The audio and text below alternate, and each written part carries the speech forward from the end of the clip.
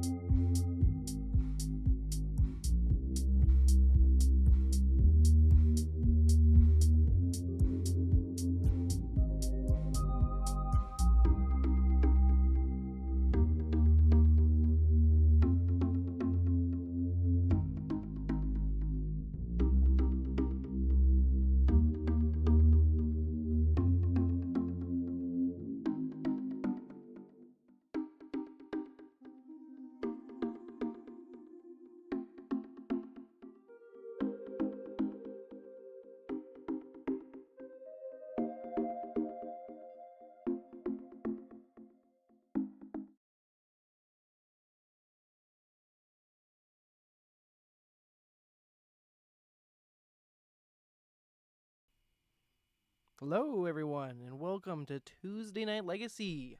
I'm in the booth right now, Andrew, as one of your commentators for tonight. Our first round, we have Palmer on Bug Beans versus a four-cover lone piloted by Ben. I'll have also Ben Sands joining me on commentary in a second. He's currently occupied, but we're starting off the round. It looks like I did not see who the die roll is, who's going to be going first, but we'll find out in a second.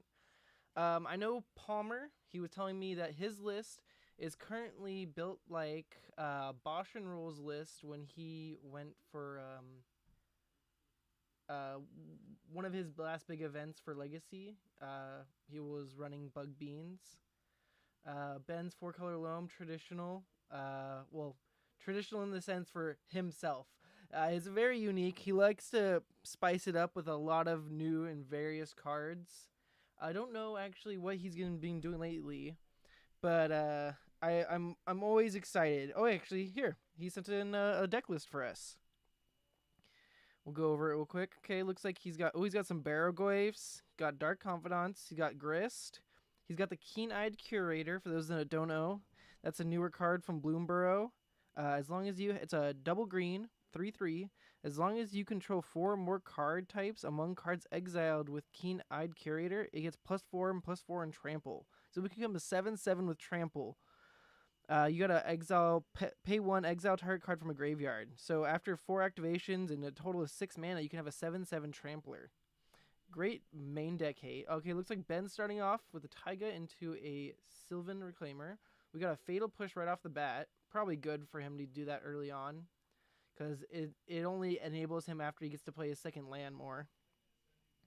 Other cards in Ben list that we're looking for, he's playing 6, which I'm really excited for. I think 6 is a really neat card to be seen in these lists. Oh, and he's playing, oh my goodness, this card. He's playing Devastating Dreams. So for those that don't know, Devastating Dreams, as an initial cost to play it, you discard X cards at random from your hand, and then each player sacrifices X lands, and Devastating deals X damage to each creature.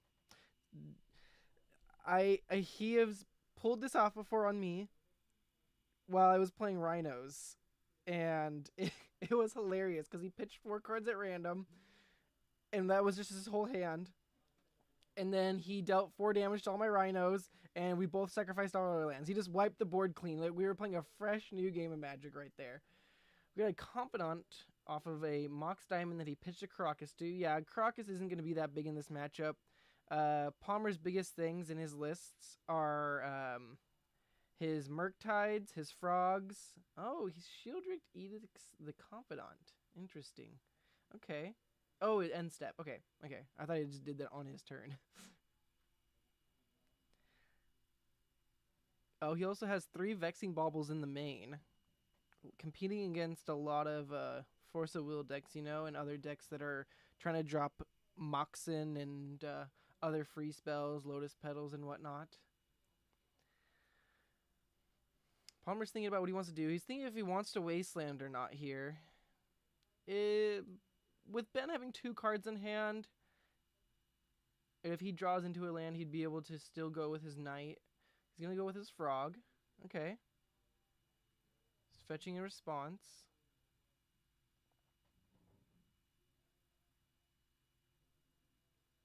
I'm guessing he was cautious of fetching because of a possible Stifle. I think Palmer plays a 1 of Stifle. Okay, nope, just going for the Mortuary. Good time for fetching though, because he's gonna be looking out for that Stifle anyway. After that resolves, Palmer just plays an Underground Sea. Oh, and here we have Ben. Oh God, I'm alive. He survived. Don't worry, everyone. He's back. We got Ben and Ben. Didn't he have to change his thing? He sat in the same place. That's hilarious. Same deck and everything. Okay, looks like the Frog's gonna stay around.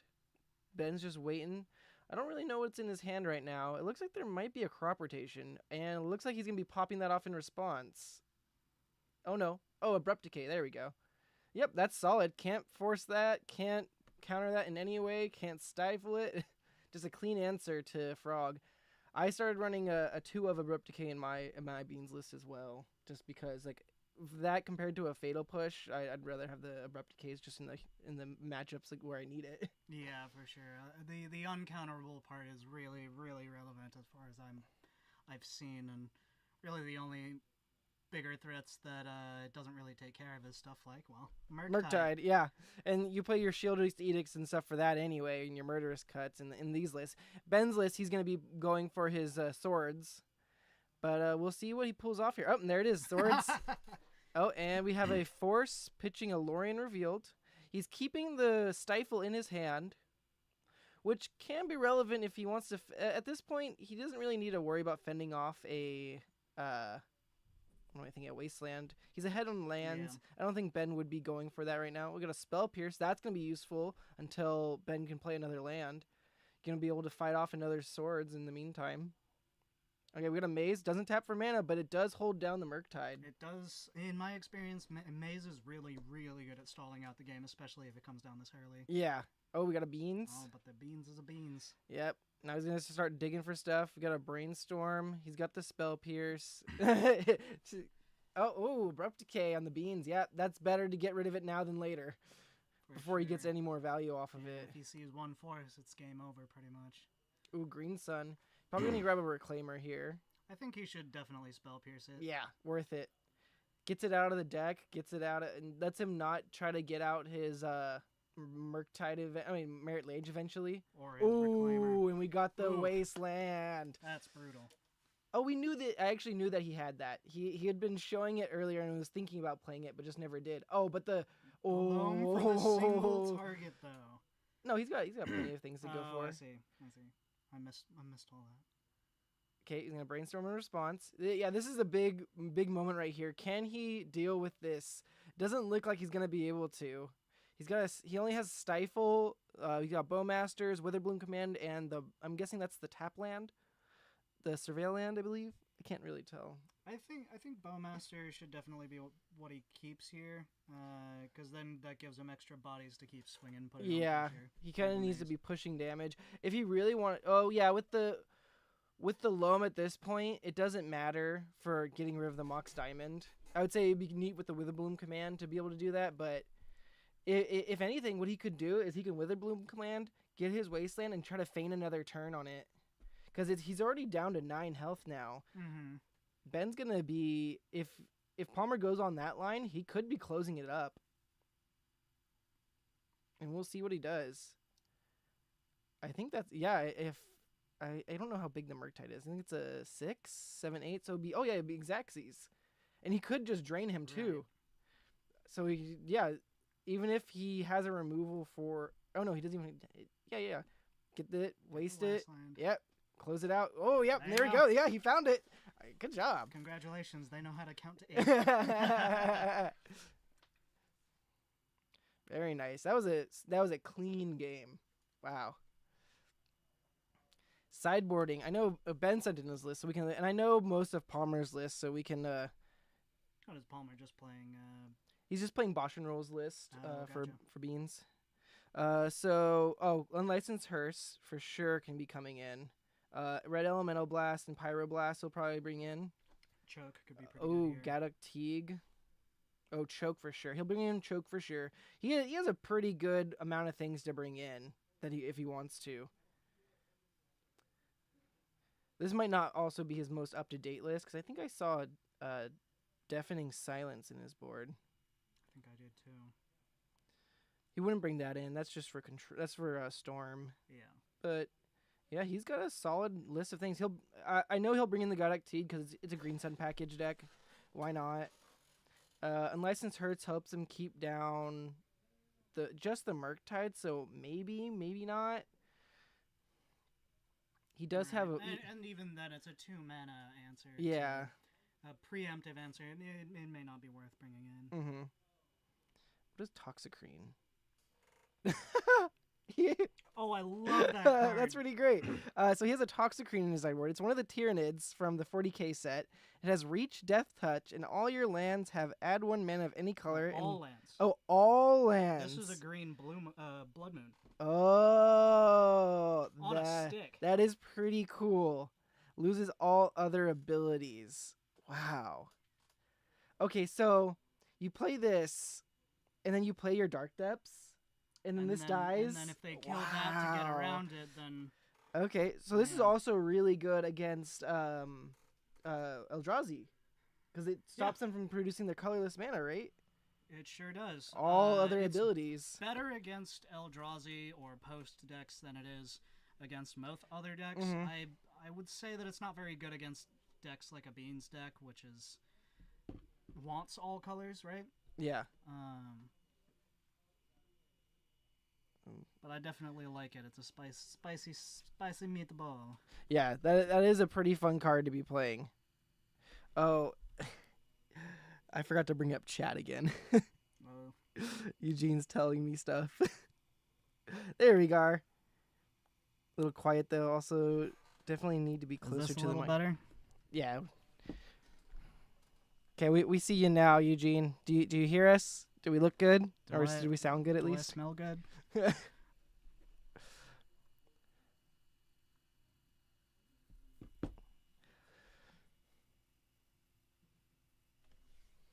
Unga bunga. Unga bunga. Okay, we got Ben on the play here. Oh, this mic smells weird. So close to the mic, you can smell it. For Palmer's sideboard, I don't really know what he's gonna be bringing. He could bring in. I know one good one he could bring in is Pernicious Deed. That's probably not bad. Could hit his Mox Diamonds. Hit some of his smaller guys too. Can definitely hit a lot of the stack pieces outside of mazes. Or... Yeah. Definitely wants to. He definitely sides out his dazes. So he has I think it's a 3 dazes, so he gets 3 slots to bring in easily. But we'll see how he plays it out here. I don't have a direct list for it, but I will try to find one.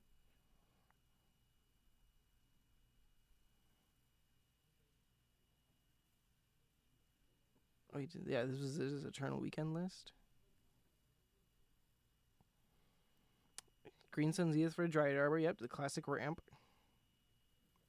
It's a dork.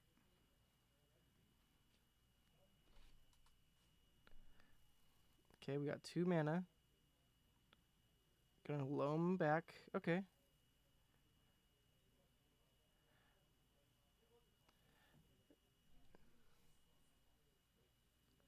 Plays his land. Oh, plays the Mortuary. Interesting. Should Ben be at 19 life? Yeah, he did fetch. He should be at 19. If you want to go let him know. Sure. He probably knows, but... Oh, yeah, he's writing it down. He just didn't mark it. Oh, okay.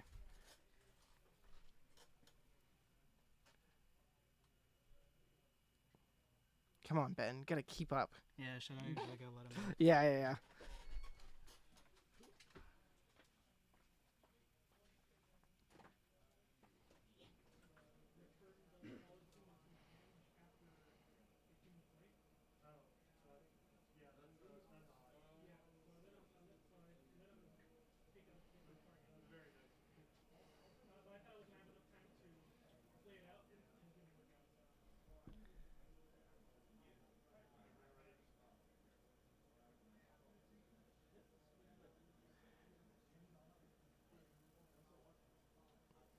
All right, there we go. All fixed up now.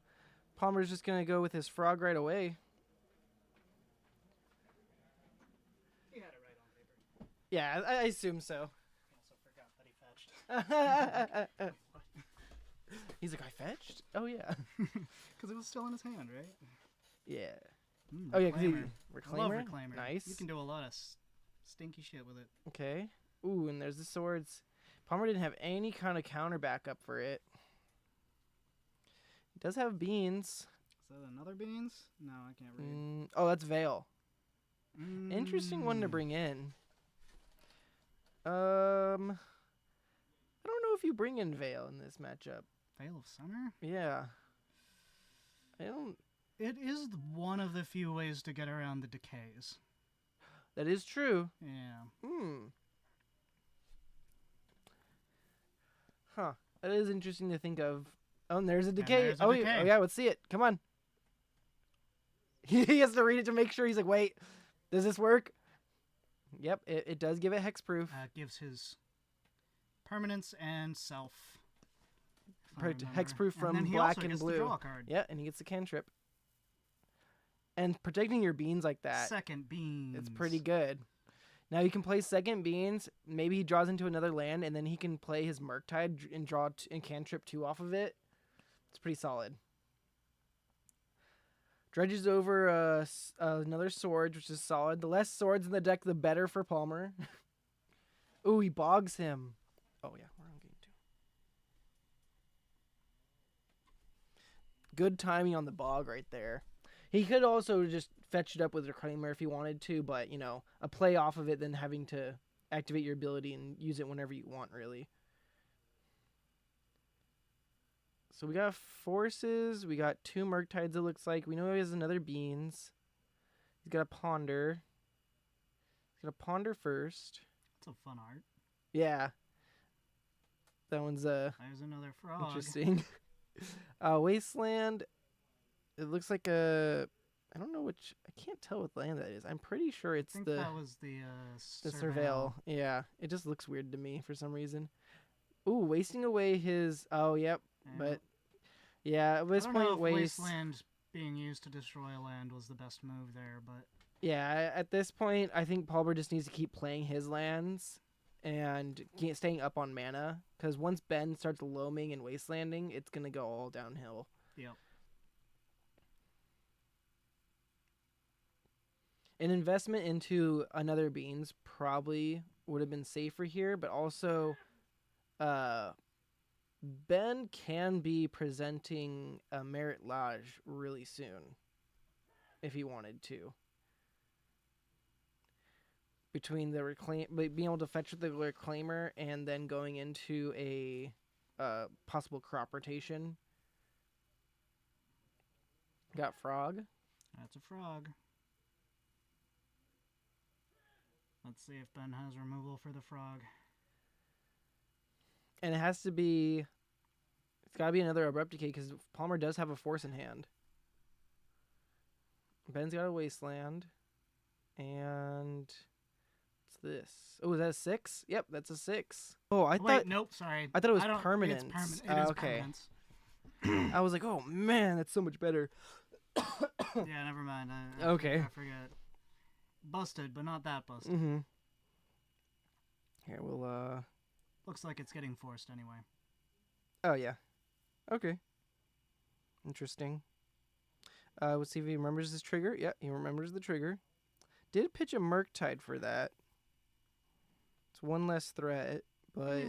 I think he may have just not had the ability to realistically cast it here, especially now that he's being wasted off of his second blue. Oh, yeah. I forgot Palmer plays a Bayou. Oh, yeah. Reach 2/4. When it attacks mill 3, you may put a land from among them into your hand. As long as it's your turn, non-land permanents cards in your graveyard have retrace. Interesting. What is this untapped land here? That's a Delta? Yeah. Oh, it's a Delta. Okay, it's not the Surveil one. Yeah. Okay, so if he had kept the Murktide, he could have cast it. I think he has a second Murktide in hand. Oh, okay. Clearly, I'm blind. I'm not entirely sure. I think he had a I think he had double Murktide. Yeah. He did. And a Beans. So he was just going to push it out. Yeah, see, if he invested the Beans the other turn, he could have drawn 2 off of this Murktide instead of the Wasteland. And the Wasteland would also keep him up a mana, even past Ben's Wasteland he just used right there. He missed his draw trigger. Ooh, he did. That is a missed trigger. Oh, but now his frog doesn't get to fly either, but... And the Reclaimer is big. Yeah. He can still offer his whole hand in exchange for the Reclaimer. Oh, he's just going to Wasteland. That was a second land. It was? Oh, it was. Yeah, should I go stop that? Yeah, go stop that. That was his second land, because he played the polluted. Oh, no, he pitched it. He pitched it. He just put the counter on the frog. He just put the counter on the frog. He just made it. He made it look like he was Right, was that's targeting I something. thought he was Yeah. pointing to the land and then Ben immediately activating something. I was Yeah. like, oh, I was like, oh wait. It really, yeah, I know. The timing just looked like it. But he's just gonna go grab his Maze of Ith. He probably just said, I'm not gonna attack past turn. I'm gonna pitch this. Interesting that he decided to pitch that now. I feel like he would just hold it in hand at this point, right? yeah. Because having a land is better than having no land. And you can pitch it whenever you want. Oh, and there's a choke. That's His rough. only land that's going to be untapping is his Bayou now. And he can't even cast his Brainstorm. And there's a Maze of Ith. Oof. What do you draw? He needs to... That's a land. Oh, yeah. That gets something. He can Brainstorm or Beans. Yeah. But he can only do it once. Well, actually, if he has a Swamp in the deck, I think. Yeah. Or it's in the sideboard, which he should bring it in this matchup. He could fetch for the Swamp and play the Beans and then still be on tapping. Oh, no. What? He just discarded it? Okay. That doesn't seem correct. I'm guessing he must not have brought in the Swamp if he's going with this line. Maybe he was going for more aggro here. Okay, so he's mazing the frog, taking 5.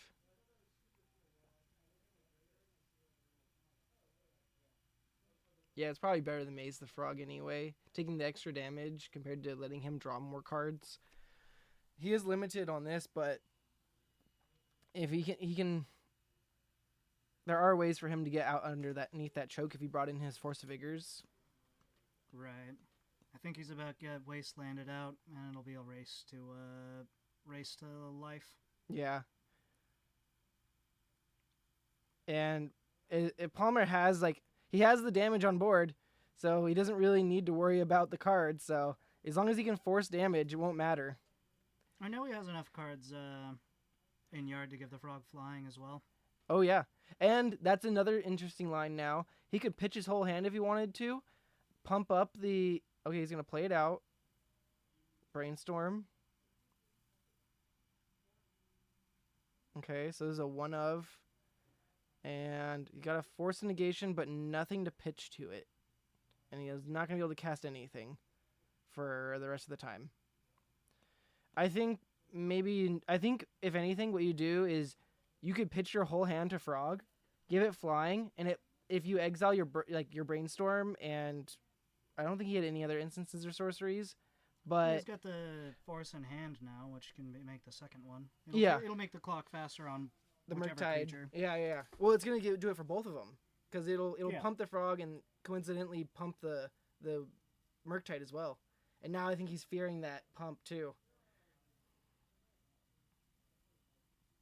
He's gonna block here. He's gonna pump it. Double pitch, so it goes to 5. Yep. He's gonna respond with an activation.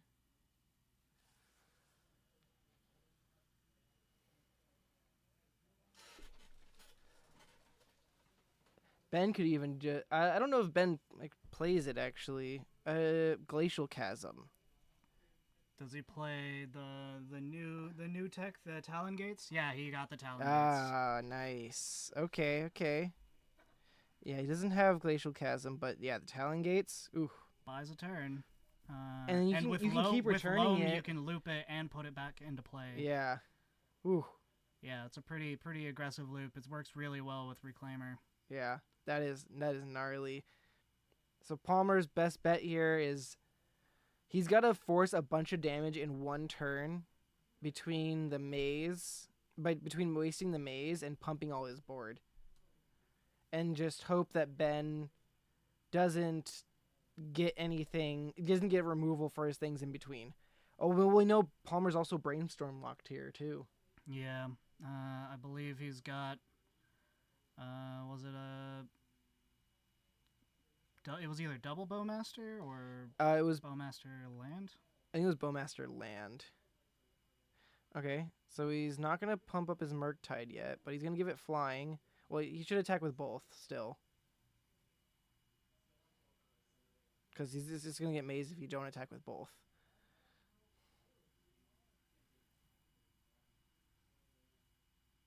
Yep.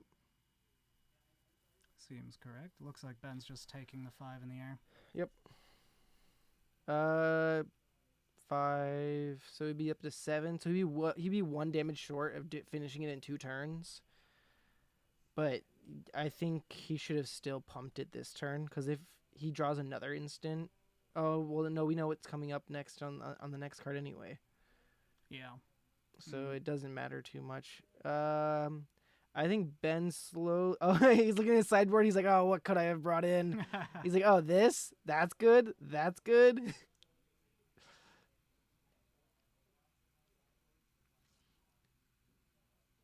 Yeah, back in the day when I used to have to deal with Knight of the Reliquaries when I was playing against them, I was playing lands at the time, and my favorite trick with them, I would be like punishing fire it, and it obviously be pumped from all the lands in the yard. They'd be like, okay, and then I'd be like Bajuka Bog, and they'd sit there and be like, oh, there's no point that I can respond to this and keep my guy alive because it'll die to state-based actions. Yep. It's already taking the damage, and suddenly it's a 2/2. Yep. It's one of my favorite interactions to kill a knight. Oh, and there's the dart. Yeah, he's just going to say, yeah, I can't beat that. And with the Vexing Bauble in play now, he had no out with no mana there. Now he's going to look at his cards and be like, yeah, I shouldn't have brought these in. Force Negation, yeah, that's a solid takeout. He could take that out. Did I see Force of Vigors? Did he put those in? I don't think he put them. Oh, then there's his blue elemental or hydroblasts and blue elemental blasts he brought in. He's like, yeah, that's not worth it. You could take out Bowmasters here, right? Yeah, in this matchup, you can usually take out Bowmasters, especially since they're typically not going to be drawing more than one. And if they do, it's usually because they're loaming. Yeah. Palmer is pretty new with this deck. He is learning all the ins and outs. Sideboarding with it's going to take a lot for him to learn. It's really you got to know when you're playing Control what you need to be siding in for each one specifically, because the slightest card can matter. For sure. Oh, the Drawing Veil. A dead card at any point can be pretty much lethal. He'd probably keep the Veil in just because of what happened with the Abrupt Decay. Probably. Yeah. He'd be like, oh man, that was so good. I just want to pull it off again. Probably because he saw both Abrupt Decays at the same time. He figured it was a 4 of and not a 2 of. Yeah. Okay, so this looks like 2 Bowmasters. I think that's all his Bowmasters in the list, too. I think it's just 2 Bowmasters. Oh, gotcha. Well, it still seems good. He's keeping in the Hydro and the I don't know. Okay. What does Hydro even hit? It hits Ben's Pyroblast that he brings in, or a possible Minskimbu, I guess. I guess. But nah, I don't think he understands when to bring that in. So he might think Ben just has some crazy tech that he has, and that's his best answer for it. But I don't know. We'll see.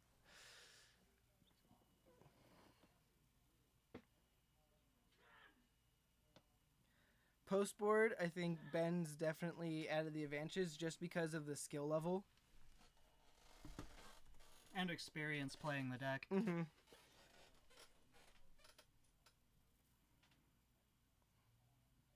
Beans is a good deck, but it also just requires knowledge on how to go about it. It's also a bit of a gambling deck, right? Because you want to invest in things that may or may not actually be drawn with Beans, hoping that you'll get the advantage from it. Mm-hmm.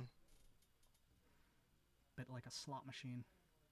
And I'm addicted to playing it. Maybe that's why I like playing Beans so much. Gambling addiction. Gambling addiction. Unknown gambling addiction I never knew I had. Isn't that just every Magic player ever?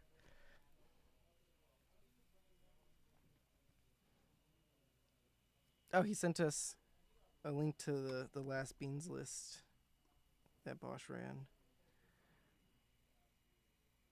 I'm not going to try to open it. Oh, wait. Never mind. It's opening. I think it did. It's trying. I don't think it liked that you did. It definitely didn't. I regret it. Okay, we got some lands. We got some cards. He's got a Polluted Delta, Bayou, Beans, I think a Shieldred's Edict. which is really solid against the Merit Lage, It is for very sure. solid against any sort of lands deck, or lands or loam. One interesting thing I think Palmer should bring in is probably the spell bombs. I think that's pretty solid. Right, yeah. They have so much utility, in worst case, you can use them it's to just a draw cantrip, card. yeah. You respond to, it makes it so Ben can't just loam at any time. Oh, he bottoms a Bayou. Okay. It looks like he has a island and the polluted delta. Okay, he's leading with polluted.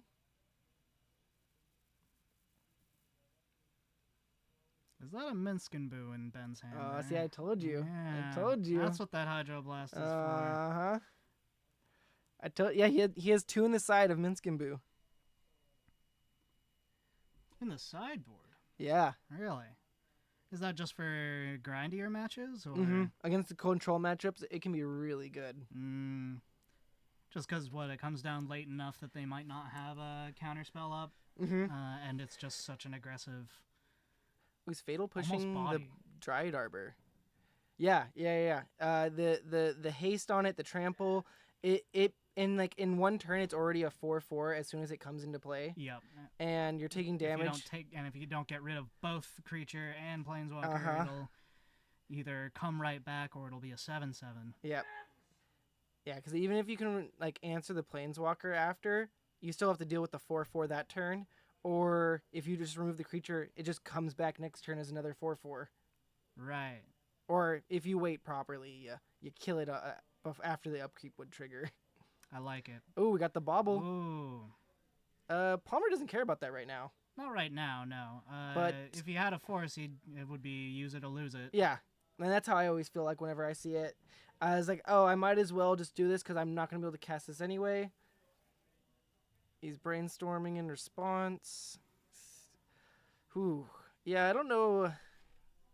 Maybe Palmer should have led on Island and then kept up the fetch, because then he could have just casted it now.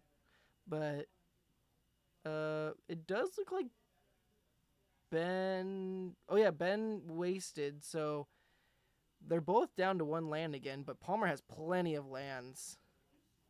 And he's got a polluted delta he drew into off the brainstorm, so he can shuffle away one of the cards that he doesn't want at least. Right, and you can use it to grab a trop. Oh, he just drew the trop. Yeah, there you go. So now he can just play beans on the following turn, and then after that he can just, if he gets a Murktide, but he just has all the removal. Just slam a beans here, call it a day. Oh, and that's a Force of Vigor in hand too. Ah, there you go. Well, he can hard cast it eventually. He did bring the spell bomb. Oh, okay. Very nice. Okay. He can't cantrip off of it currently, but does have the delta in hand to be able to fetch for it. Luckily. But yeah, that popping off that spell bomb is gonna be great for him. Hitting all those lands before Ben can get anything off, because now Palmer's ahead on lands, which is great for him in this position. Right. It's really important against low matchups to keep yourself above their mana count or mana as much as you can. Yeah, and that's what's great with the Witherbloom commands, because if they Mox Diamond, you still can take out the Mox Diamond. It feels great. That does feel great. Can't really see Ben's hand. It looks like another Wasteland. Yeah, I think I saw that a bit ago. I wasn't sure. It looks like a Taiga's in his hand, and I can't quite see. He's just aggressively, and Palmer just keeps drawing all the lands. He's just getting lucky here, it feels like.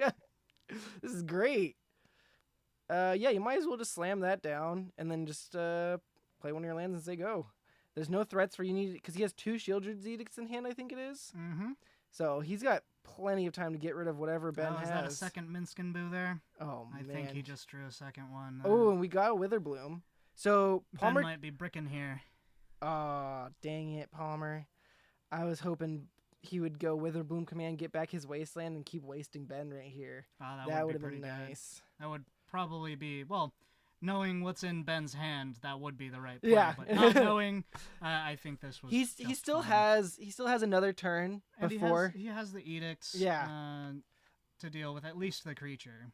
Oh, no, it'll hit the Planeswalker. Shieldred's Edict. Oh, yeah. Token non-token, and planeswalker.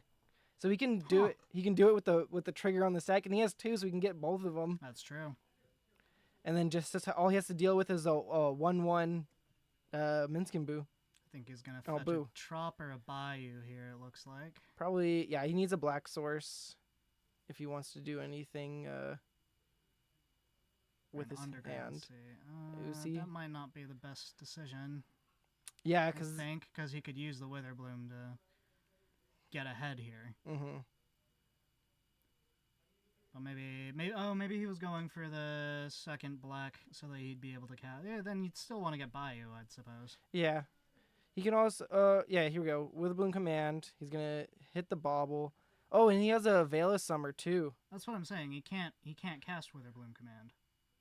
Oh, he has no green mana. Yeah, he does. He has the Hedge Maze. That's Surveil Land. That's Hedge Maze? Yeah, it's the borderless one. I thought that was... It's so dark, I thought it was the Dimir one. Oh, no, it's good. Okay, they're just saying draw, go. Okay. Interesting. Palmer's giving Ben a lot of play here, I think, though. Just by doing that. Just letting Ben get to 3 mana is definitely different because he can play a Knight, and which I think is going to be right here. I mean, it's either a Knight. Maybe it may be that Palmer's afraid of getting blown out by a choke. Grist. Okay. Oh yeah, he could be wary of that. Well, even then, he has the Witherbloom can to get rid of the Vexing Bauble, get back his Wasteland, hit a land, and then he has Force of Vigor open for the choke. That's true. And he's almost at a point where he's going to be hard casting a Force of Vigor if he really needs to. And now he's going to... Milda Bob. Okay. And now he's going to waste his Edict to get rid of a Grist when he doesn't even know that the bigger threats might be coming down. But this is going to his turn, so let's see how he plays this out. Drew into a Brainstorm. He's got Brainstorm brained. I feel like he has so many answers in hand that he doesn't need to really dig for more. I mean, that Force of Will and the Murktide both draw a card now. That is true. So that might be that'll get him out of his own Brainstorm lock here. Mm-hmm. He didn't draw land, which is a little unfortunate, but... He definitely doesn't need double Veil, so we can put one of those back for sure. He's putting back the command? And the Force? What? Oh, he might be putting back the Force to draw it right away, it looks like. Okay. Oh, he's... Wait a sec. He put back both of his... He's still deciding. Let's wait till he decides. Yeah. Yeah, he put back his Murktide and his Force. That doesn't seem... Okay, he's just going straight for Frog. Quite correct. And let's see if Ben drops the Minskin Boo.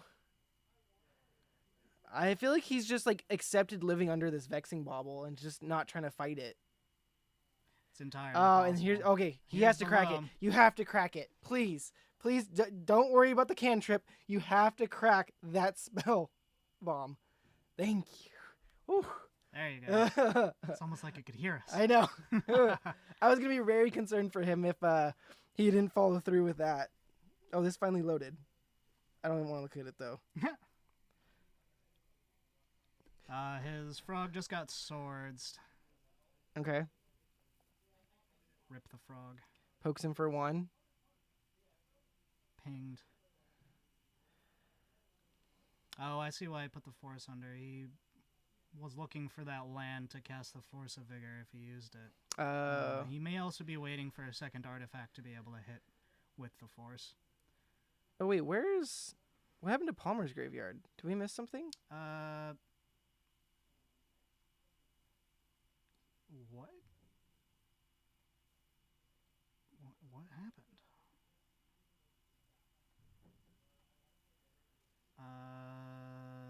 I think we might have. Did he exile his own graveyard off of this spell bomb? I'm gonna look up that spell bomb. No, it's target. I'm pretty sure.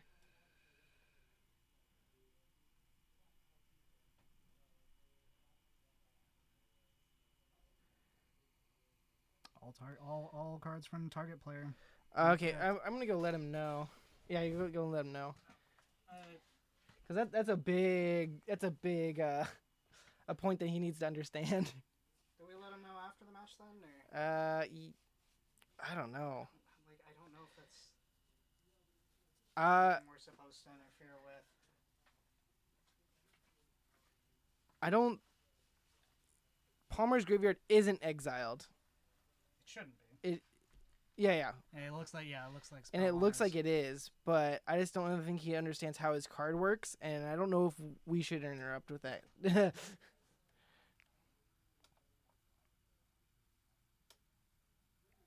Let's just say no.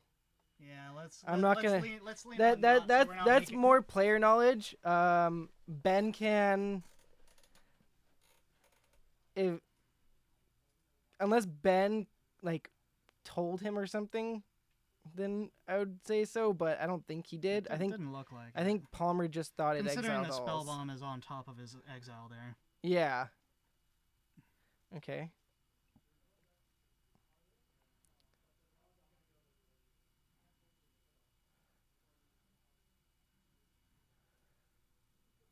It's got a full value Murktide? No. I didn't think so. I Drew don't off. know how to count. At least he drew off his Beans trigger. Another Swords. He's got a Force. Oh, that doesn't work. That's a white spell. I don't think he understands Reading the how card that. explains the Okay, that's why he card. brought them in, because he doesn't understand how it works. There you go. Well, now he knows he'll side them out next time, or it won't side them in at least.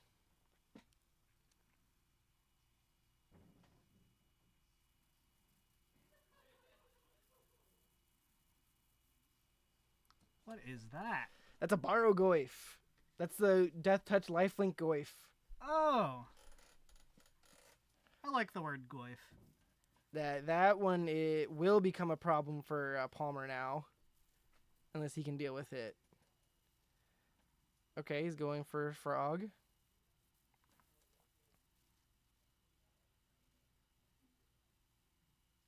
And Ben still has the Minskinboos in hand. He does, and he has the mana to start casting them here in a moment.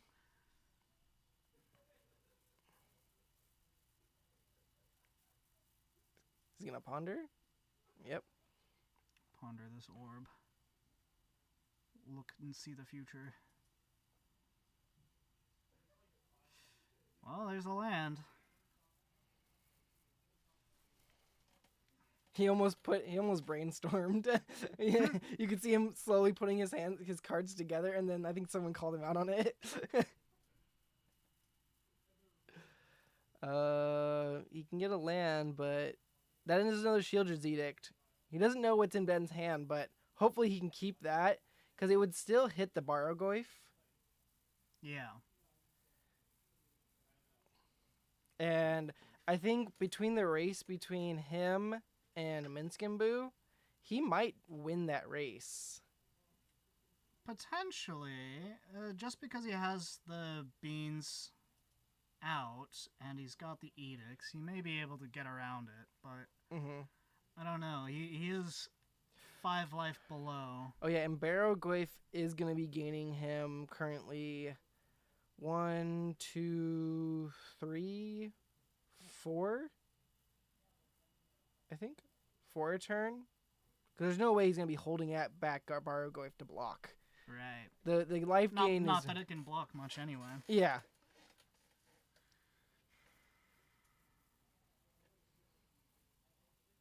Especially if Palmer just starts dumping... if he just starts dumping cards in the yard, he doesn't even have to actually pump Frog, but just casting spells into the yard to exile with Frog to pump his Murktide. Yeah, That's it gives huge. him a huge advantage. Yeah. Especially since Ben hasn't gotten his Mazavith yet. Okay, we got another Loam.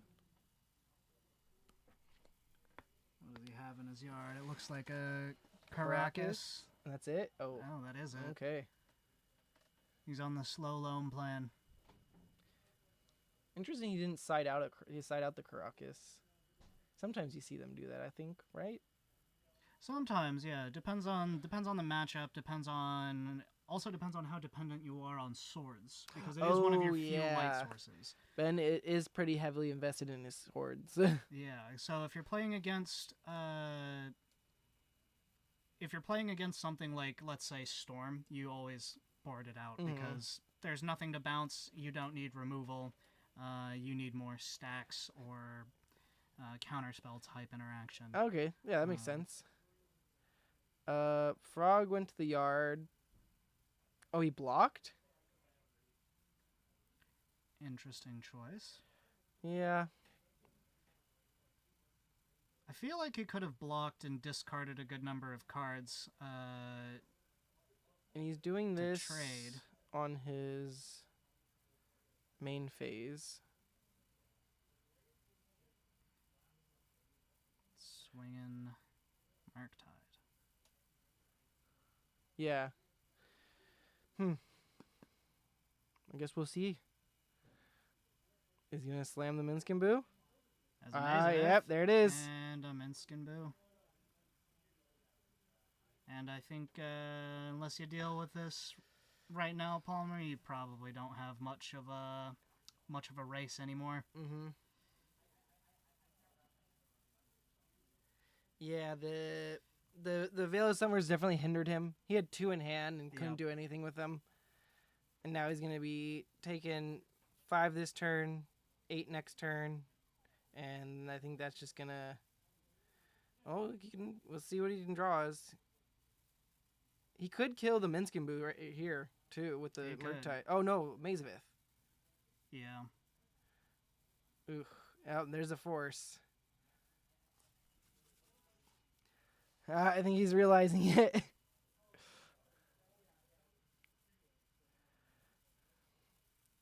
He can block the Weedle, but he's still going to be getting smacked by 7 points of damage. I don't think he can block here. I think he just takes it. I mean, I think he has to block here. Because he can't get in through the Mazevith. I think he's already lost this as far as...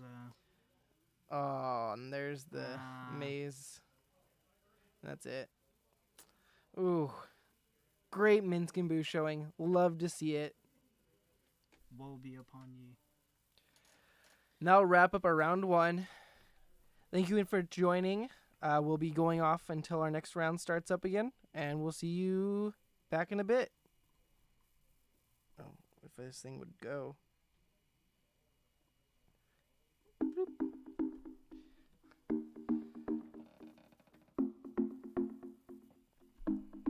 Hello, hello. Check. Oh yeah, see, our mics are still.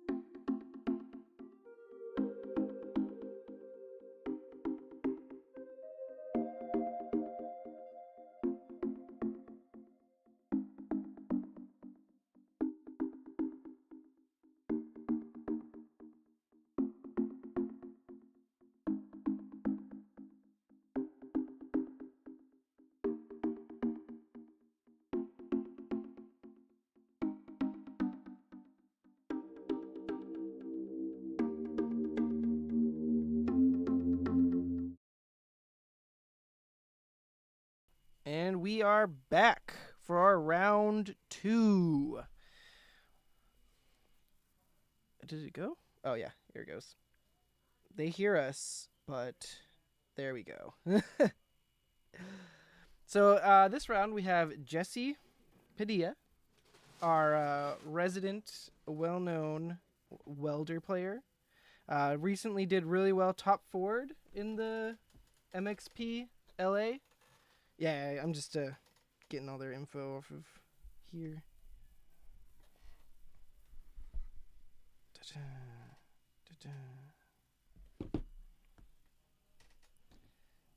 Okay.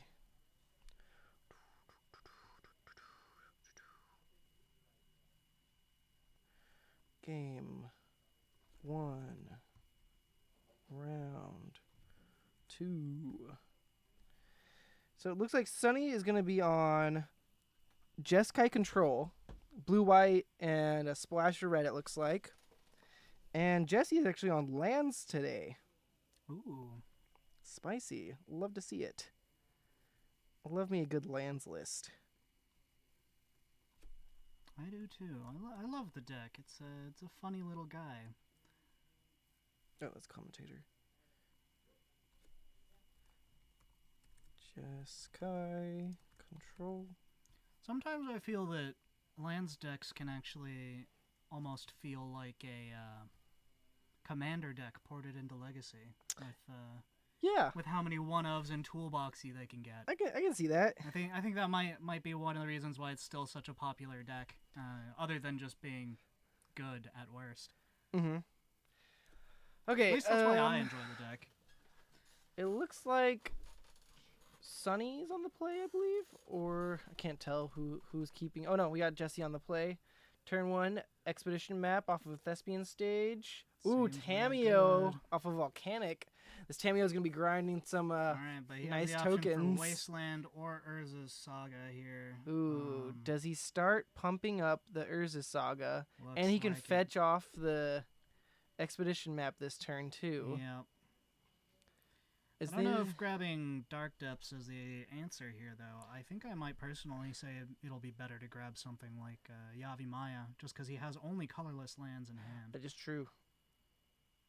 Is it a Beseiju in hand? It is a Beseiju. Okay. Not a land you would want to play unless it's worst case. Yeah, of course.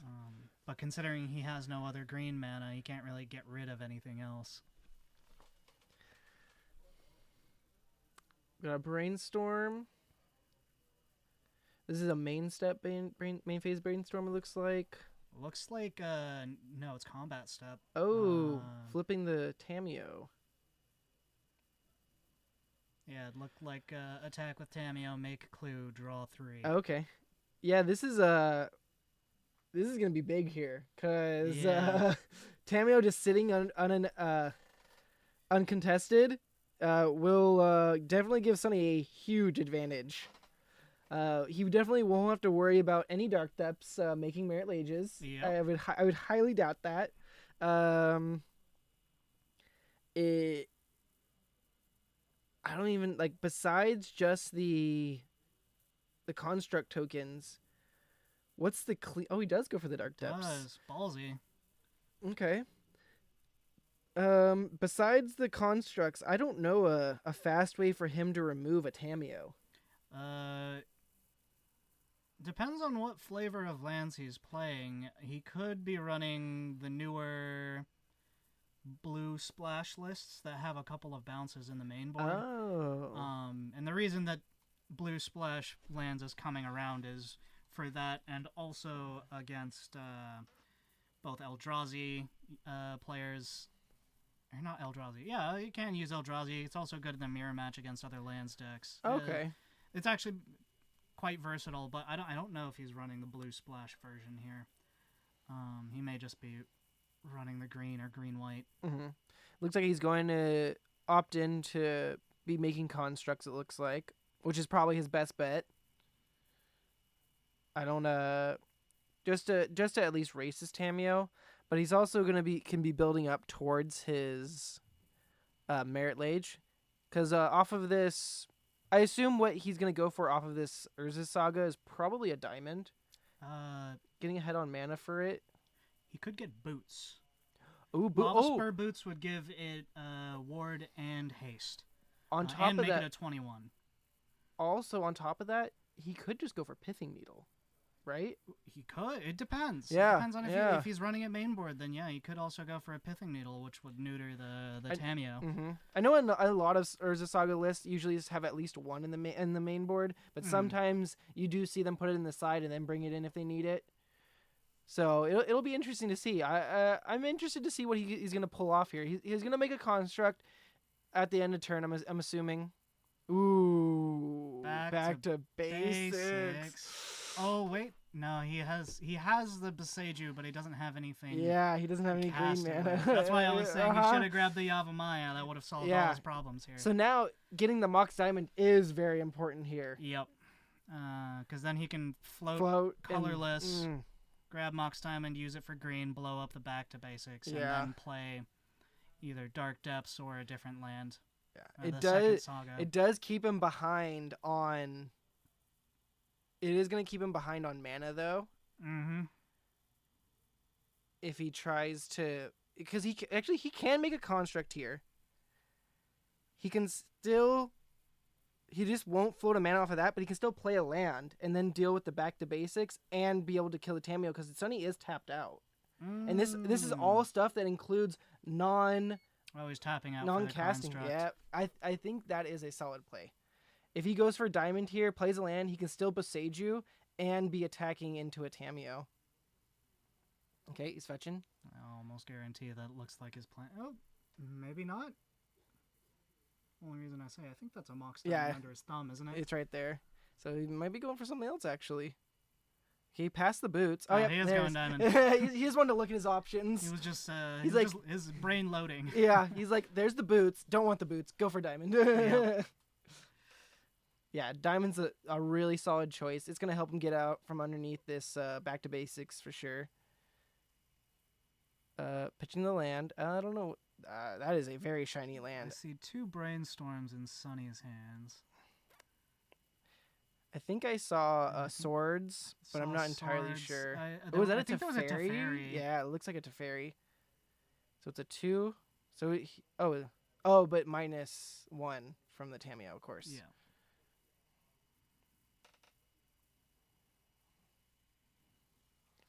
He's tapped out. I haven't played against Tameo too much. Yeah, I honestly don't even remember all the abilities on it, so I totally get it. Okay, he's just going to start working up a... Loam. Oh, okay.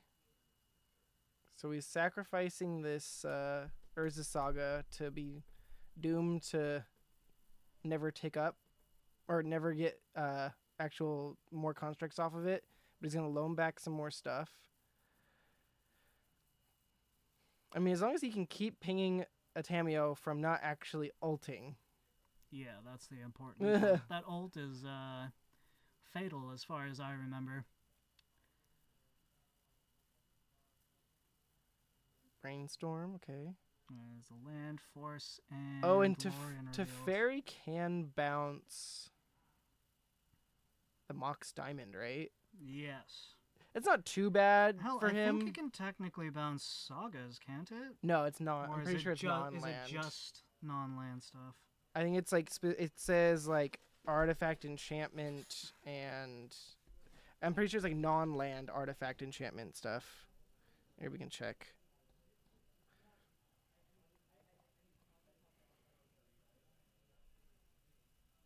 Uses Prismatic Vista, get a plains. What else did he have? I guess he had that swords.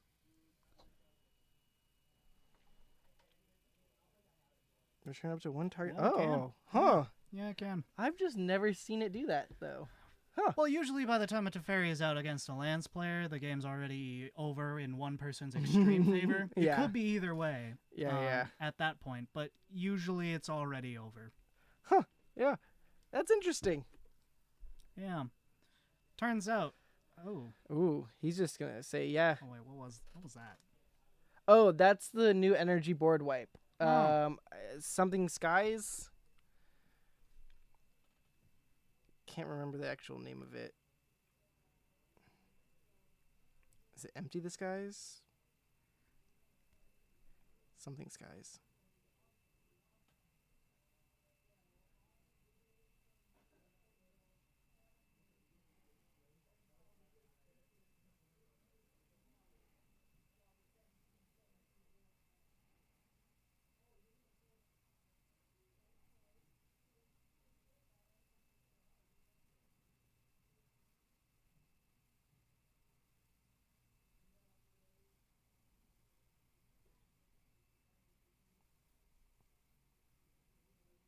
See if I can actually find it. Ooh,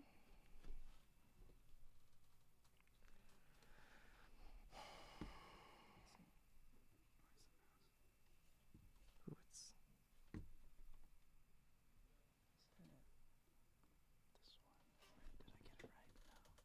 no, here, scroll up.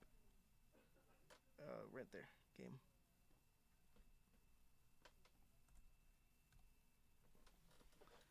Look at that, I'm learning stuff.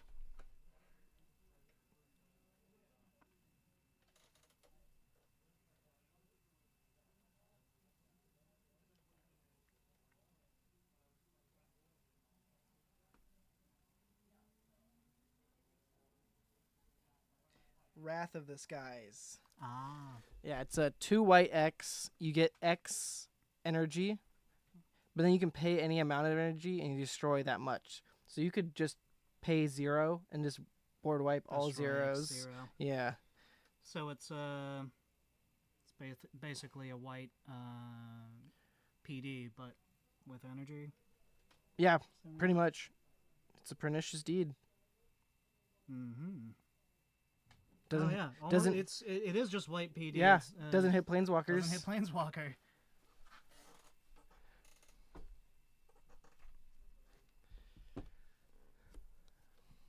In terms of sideboarding, somebody's definitely gonna keep it in his back to basics. It's huge. Oh, huge. Jesse probably has some sort of Force of Vigors. Probably at least 2, possibly up to 4. Depends on the list. There's some swords. Looks like he took the swords out. Yeah. Which seems correct, I think. Mm-hmm. I saw him take out a Soul Guide Lantern as one of his Thassa, or not Thassa, Urza's Saga's targets. Mm-hmm. But probably not too big here. In some of the older Jeskai control lists, maybe keeping in a Soul Guide Lantern's worth it just because of snappies, but I don't think most are really playing Snap anymore. Yeah, not really. I feel like Snap's a little bit too slow. Mm-hmm. It's too slow and costs too much mana. We got Exploration. We got Boseiju. We got a Dark Depths. Yavimaya. Ooh, that's a hand for sure. Also, thinking about Snap, just came to mind, is we're seeing a lot more of the free spells that cost a lot of mana, so Snap doesn't really have quite as many targets, and we're seeing a lot more creatures. Mm-hmm. The main targets the main like things you would see targeting it are probably like your Brainstorms, Ponders, Swords, and people are hardly playing Yeah. Bolt these days, so Bolt isn't seeing played that much. being one of the best targets previously, just not really. Yeah, we don't even know if this Jeskai control list is running Bolt. I highly doubt it. I doubt it as well. I haven't seen any, at least. Mm-hmm. Ooh, that's a 4th Aerlingus. I think that's probably why it's Jeskai. Yeah, just for the 4th. I think it was. I remember him talking to me one time about his list. It was the Aerlingus, and then in his sideboards he had turn 1 Exploration. REBs. Oh, Force Pitch Force, classic. And he's got a Ponder that's gonna be eventually. Oh, I was thinking about it. Yep, Force Pitch. Oh, the back to basics. Don't do it. It's not worth it. I would understand it if Jesse played a forest. If he just played a straight forest, I could understand. But this is a Yavimaya. It could still just not be tapped. Oh, no, it's because he kept a 1-lander. Oh. Yeah. Wait, is it a 1-lander? It's Ponder. Oh, we got a Surveil land. Lorian. He does have Lorian revealed. Oh, that's a nice Surveil to hit. Surveil into your life from the loam. Yeah, that's the main reason you want to run it in lands. Wow, that was a good hit off of that. I'm still waiting on my hedge maze in the mail. Oh man, when I was at the MXP event, I looked everywhere, and I was trying to find. There was basically 4 cards I was looking for. I was looking for a Hedge Maze, Yep. Undercity Sewers, Yep. Tamios, Yep. and Expedition Wastelands. Yep. Couldn't find a single Expedition Wasteland. Only found, between me and someone else, we only found 1 Hedge Mage each. And then we only found 3 Tamios between the 2 of us. And yeah, that's no Undercity Sewers at a single vendor. That's crazy.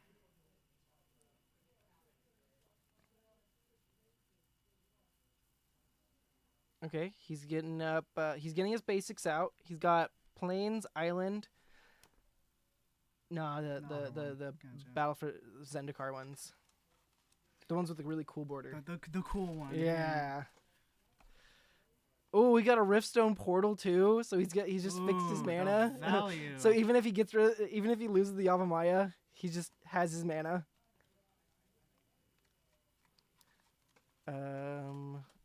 What was I thinking? Oh yeah, and I'm not entirely sure. I don't think Sunny runs Basic Mountain. I personally wouldn't either Yeah. if it was just for splashing air. I think he has like 2 volcanics and that's it. I don't think he has like much other red sources. I can't remember. I mean, he might run 1 mountain just because he's running Prismatic Vistas. Mm-hmm.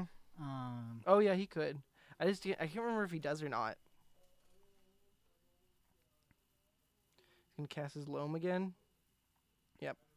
Oh, he has 2 Loams in hand. Is that 2 loams in yard as well? Oh, did he cast that and just not bring anything back? Oh, I thought he had targets. Oh, and his only target is the Riftstone portal. Oh, yeah. Oh, and then we got the no. moon. Oh, it doesn't matter. He's got the Riftstone portal. Yeah. Oh. Yeah, they can be That islands. works. Yeah, they can be islands all they want. He doesn't care. Ooh, 2 spheres. That's kind of rough here. Yeah. But yeah, no, he's got green mana still. It doesn't matter. That's a cool looking island there. Oh, does he not think he has green mana? Oh, he does. Sonny thought. Oh yeah, he yeah, didn't. yeah. Okay, he's aware that he does. So now that's why he didn't bring back the land early last turn, was to just get a dredger in yard. Which totally makes sense. And the slow beats with the blue moon. Consult the sideboard. Okay, we got a island. Okay,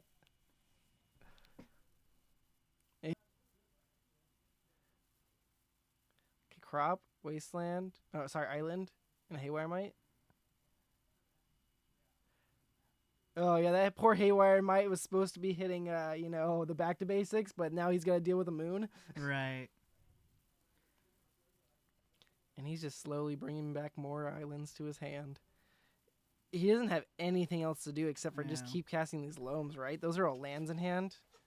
So this sort of situation right here is one of the reasons I was talking about blue splashes in land stacks, is you can run Otawara as a land that can bounce. Oh yeah. And you could also run I don't know why I'm trying to remember it. I have all the cards literally right here. Brazen Borrower's in the sideboard. Okay. What's the new Stifle and counter in Eldrazi? Oh, Consign to Memory. Consign to Memories is really good against any post or Eldrazi list. And in addition to that, if you're playing against someone who's susceptible to Stifle effects for activated abilities, it's also a really good card. Hard cast of Force on his Reclaimer. Oh no. Okay, now what he needs to do is he needs to play his another Dark Depths and then sacrifice his first one, so then his second one, when he plays another Dark Depths. Right. Unfortunately, you can't besage your own targets. Yeah, because other than that, he has to dig for those swords that he boarded out. Mm-hmm. Yeah. Oh, he did board them out, didn't he? He might have 1 or 2 left, but... And his list isn't... and Sonny also just has swords in hand. Yeah. Surgical, the Loam. And that's good Yeah, game. wow. Whew. Overall, fairly bad matchup for lands there. Jeskai Control is very strong against a lot of decks that depend on their lands, just because like the main deck Back to Basics that they play Yep. is always just so strong. It's devastating. And that's going to tie up our round 2 here. Thank you for tuning in. If you're ever interested in coming down and playing some Paper Legacy with us, we're over at Spellhold Games. You can find any singles they have online at spellholdgames.com. .com. And also at collectorlegion.com. They're associated with each other, but mom and pop shops. And yeah, we'll be back for our round 3 in just a bit.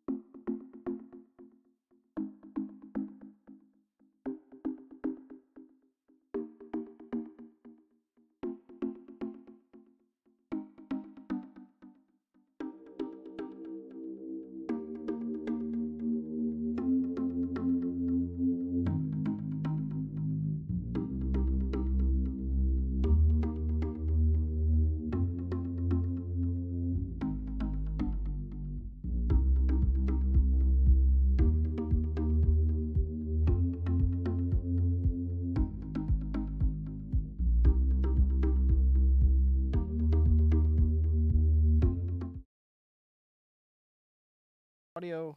Hello, and we're back for our third round of Legacy here at Spellhold Games. Right now we have William on white midrange against Grixis Delver, being piloted by Jacob. Excited to see Grixis Delver. Strong deck right now. In terms of white midrange, I've seen him do a lot of different things with basically a white stompy list. So is it like a blend of Death and Taxes or Initiative, or is it something else? Yes. Lovely. Those are my favorite kinds of decks. Yeah. For a while he was doing mono white Angel Stompy, playing just a bunch of good angels. Interesting. And kicking butt with it. He was doing really well. And now he's calling it a mid-range deck. So honestly, we'll just see how it goes. Oh, so he set up a brainstorm to flip his Delver. Interesting. I mean, the faster you flip a Delver, the better, right? Yeah. So It's pretty good. Solid. Starting that damage up strong. Oh, yeah, the timer's not going. Boop. Countdown. Oh, I forgot it's right there. Boop. Boop. beep boop. There we go. A little behind on the timer, but we'll keep track of it. I'm sure it'll be fine. Looks like a Containment Priest in hand. He's got an Ancient Tomb. Could be a Chrome Mox. It's like a Prism deck, maybe. Yeah. Well, it could just be playing like the standard DNT stuff as well. Yeah, I suppose so. It looks like another Plains and a Wasteland possibly. And I don't know what the last white card is.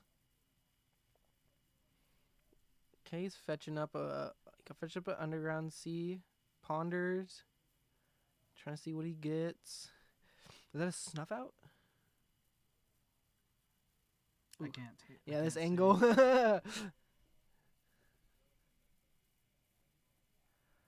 He's thinking, though. Yeah, he's keeping, and he's passing. Yeah, I'm really curious on how this is going to play out, just because I don't know exactly what William has in his deck right now. 3 mana. Containment Priest. Looks like he's just using it as a body. Mm. I mean, I guess 2/2 bear is 2/2 bear. Yeah. He's going to be like, yeah, that's fine. I think that's a Containment Priest. I'm pretty sure that's a containment. Let me pull up the art just to make sure, but... Okay, 3 damage in with a Delver. Oh, it's a recruiter. Oh, we could have recruited too. Oh, oh wait, I don't know if he's playing that. Yeah, that's It's a it. containment priest. Mm-hmm. Nice. Another ponder. He's gonna keep digging. There's a bauble, another ponder, I and think that's a surgical. surgical. Is surgical in the main? I can't tell. Oh, it is a bauble. I'm blind. Okay. Frog, it looks like, in hand. He's got a force of negation. Can't tell much else. Not looking like a good spot for William here.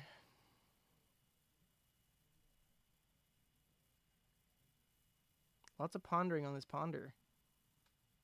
He's Oh, really it's a ponder. And what was the other one? bobble. And Oh, and then the I one don't we know what the couldn't last figure one. out. Oh, it's a snap. Oh, is that another Delver? Delver?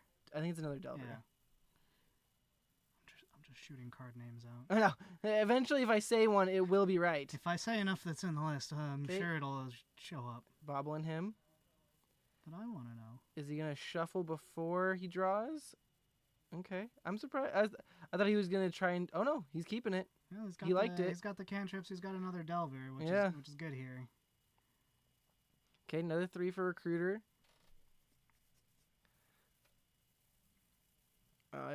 Just let it resolve, right? Yeah.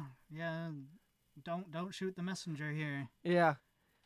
There's only a few times where you hit the tutor or before you hit what the tutor's gonna get, Yeah. and most of the time it's something with storm on it where you would try to hit it beforehand. Right. Oh, we got the dog. Or op agent. Op agent works pretty good. Oh, against yeah. tutors. Mhm. Just take it instead, right? Mm-hmm. Dog makes sense for a mid-range deck then. Yeah, definitely. Getting off his red mana. Does have a fetch though, so he can get it back when he needs it. But in William's case, like, he's playing Soul Land, so he does want to be careful because of the Delver. It's hitting him every turn for 3, and he's gonna be taking 2 off of Ancient Tomb every time. So does have to be wary of that. His life is disappearing quite quickly. Mm-hmm. He's fetching. Will should be at 10, right? It's gonna hit Twice, and then he And activated that Ancient twice. Tomb twice. So it's 10 damage. Yeah, he should be at 10. I believe 2 hits off of Delver, then 2 activations of Ancient Tomb. Yep. Okay. You want to go let him know? Yeah. Good call. Oh, yeah.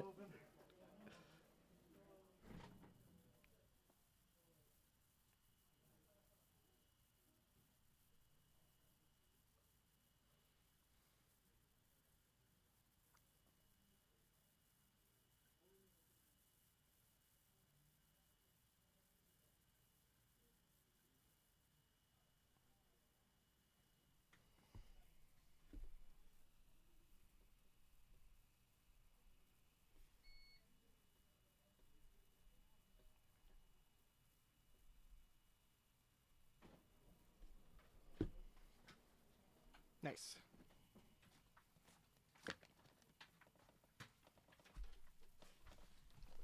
Death by shocks. Death by shocks. Yeah. Yeah.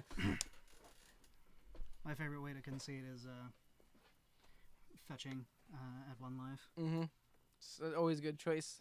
What was it in and when what's it? In Death Shadows list, you have a lot of ways of being able to kill yourself before your opponent can. Right. I love that. Oh, it looks like a Murktide's gonna be coming down here. He's counting. Yep. Okay. Yep, there's the Murktide. It's gonna have 3 or 4 counters, I'm guessing. Big fish. 3 counters. I think it was he exiled land, his Ponder, Brainstorm Ponder, and one other thing I didn't see. Oh, probably his fetch land. Yeah. Okay, another land. Yeah, this is not looking too good. I think this might be closing it up here. He's going to be taking, 6, 7, 8, 9 this next turn. He's going to force the dog, okay.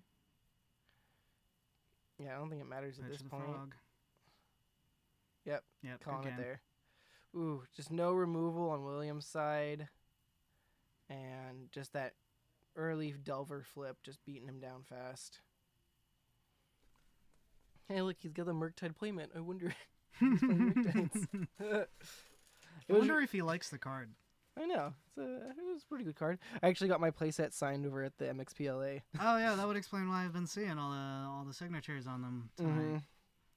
Everyone was excited. That artist actually had quite a few cards I went and got signed. Oh, nice. I didn't realize it. Yeah, I wish I could have gone. I was unfortunately halfway across the country over the weekend. I was originally planning on going and playing the full event, but life happened and I couldn't. Yeah, I wasn't able to play in the event. I just went and hung out, and I couldn't stay for the whole thing, and then wasn't able to come in for Sunday, so I just opted out. Yeah, that's fair. Wish I could have played. Sounded like a lot of fun.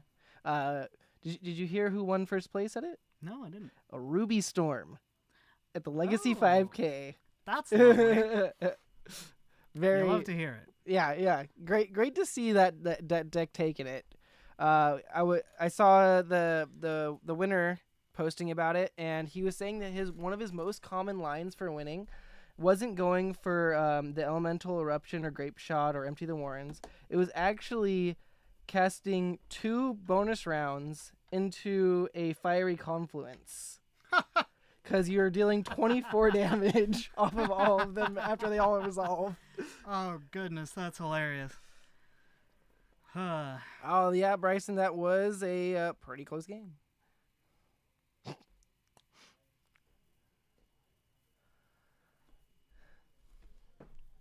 In terms of sideboarding, I don't know what William might have. He probably has a good amount of things to be able to bring in. I wouldn't be surprised if he could bring in a Rest in Peace. Wouldn't be terrible if he has one. It certainly wouldn't be bad. Holding off those Murktides is really solid, and then keeping off frogs from flying is nice. Yeah, for sure. Let's see. I don't really know what the Grixis sideboard lists actually look like right now. Grixis Delver.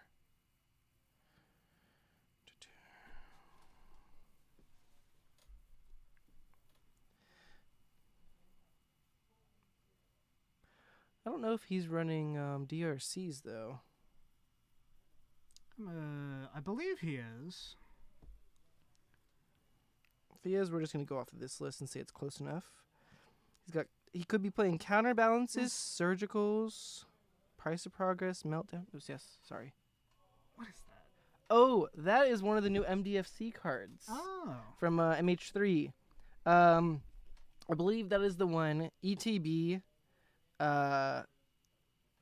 Destroy target artifact or enchantment. Oh, that one. Yes. Yeah.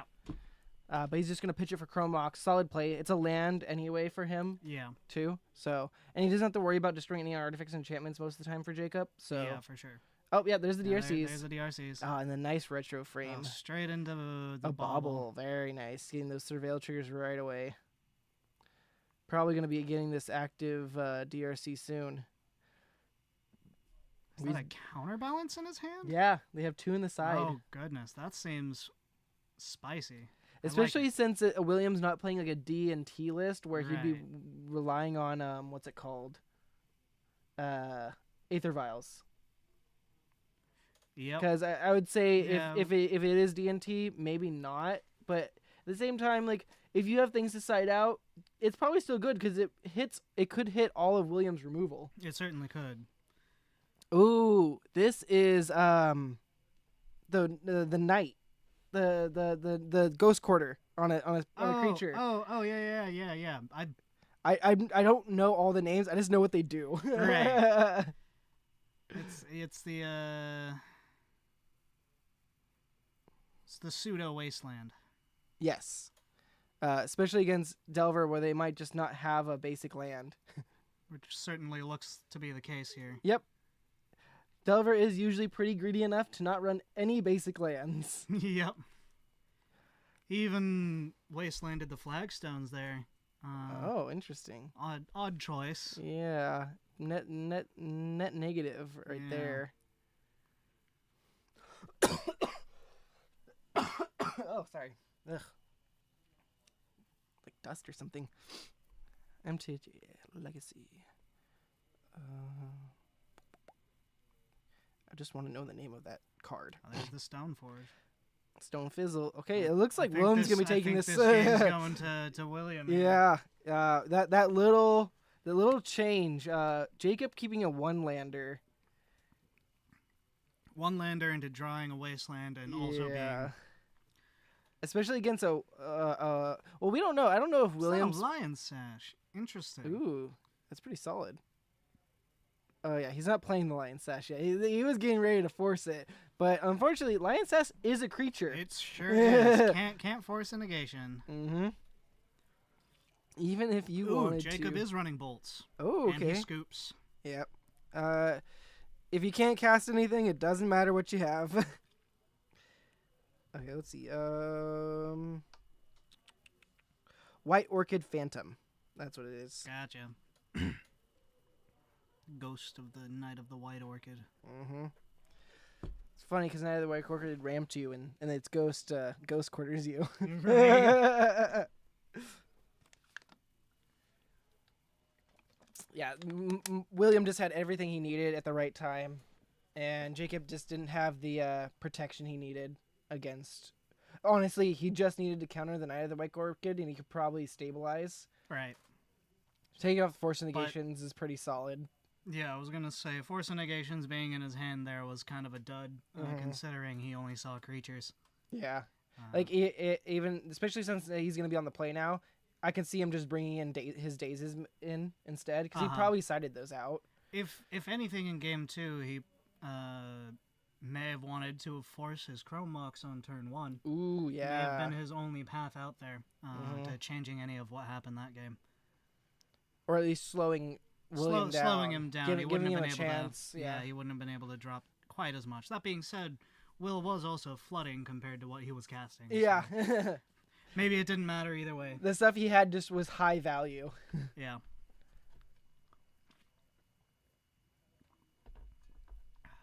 Okay, here we go. Game 3. Oh, here, let me adjust that. Game 2 was very fast. I totally just forgot to do this. I forget that very often. Okay. That looks like a pretty sweet hand for William. We got... Is that a is that sword? Only one land? No, there's 2 lands. Yeah, he's got an MDFC. He's got... I don't know what that other one is. It could be a cavern? I think this is... No, that's a plains and a tomb. As a mom. It's a mom of swords. It's a sword. It's a sword of light and shadow, I think. He's a big fan of sword of light and shadow. That one right there. That's a mom. No, that's a mom, and that's a sword of light and shadow. Plains. That's on a plains. Is that not? No, that's the masterpiece border. Oh. It looks like ancient tomb. Yeah. Okay. I saw the ancient tomb. Yeah. So yeah, he's got his white source. He's got his sword. He has his swords of plowshares. He's got a lion sash, and he's got the Felia. So if Jacob can waste that white source, it's gonna shut down William. What? I don't see a... Am I blind? What? I don't see a plains. There is no plains. He's got the MDFC. Oh. Gotcha.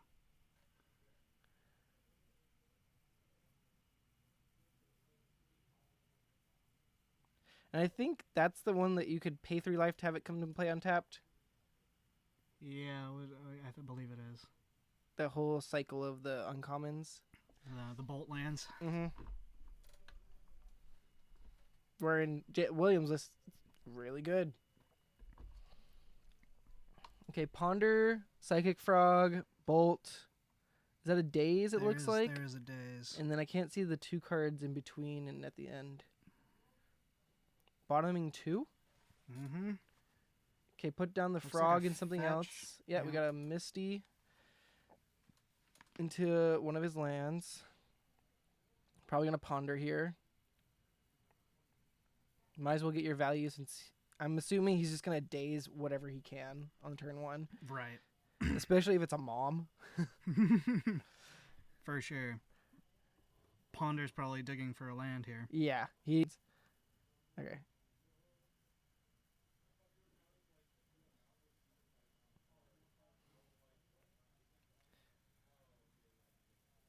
Yeah, I can't see what the rest of his hand. Can't see what the rest of his hand is.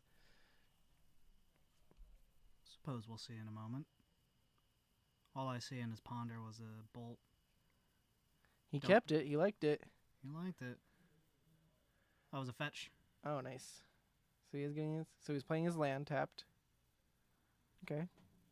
Oh, he's untapped and then playing the mom. Okay, here we go. Let's see if he wants to daze this. Or does he want to just untap and bolt it? I feel like against a soul land deck, when you have a chance to daze, you might as well daze, right? Right, especially with the running ancient tombs and all that. Mm-hmm. Even game 1, William already demonstrated casting a 2-drop with 3 mana, so Yeah. was respecting the days right away. Okay, so he's gonna let it go.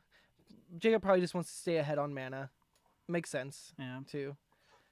especially considering that he's going first here, Mm-hmm. and he got kind Oh, of blown out of the He water. does by have a the- frog, too, coming up as well. Ooh, and that's a solitude, and he's gonna have the swords. So he has 2 pieces of removal to deal with this frog. And and he'll have the mana to pay for it. mm-hmm.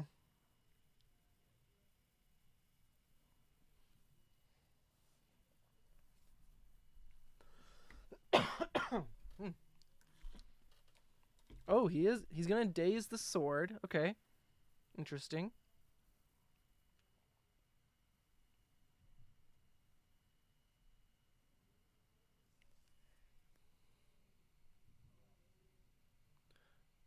I don't know if I saw him draw for turn there.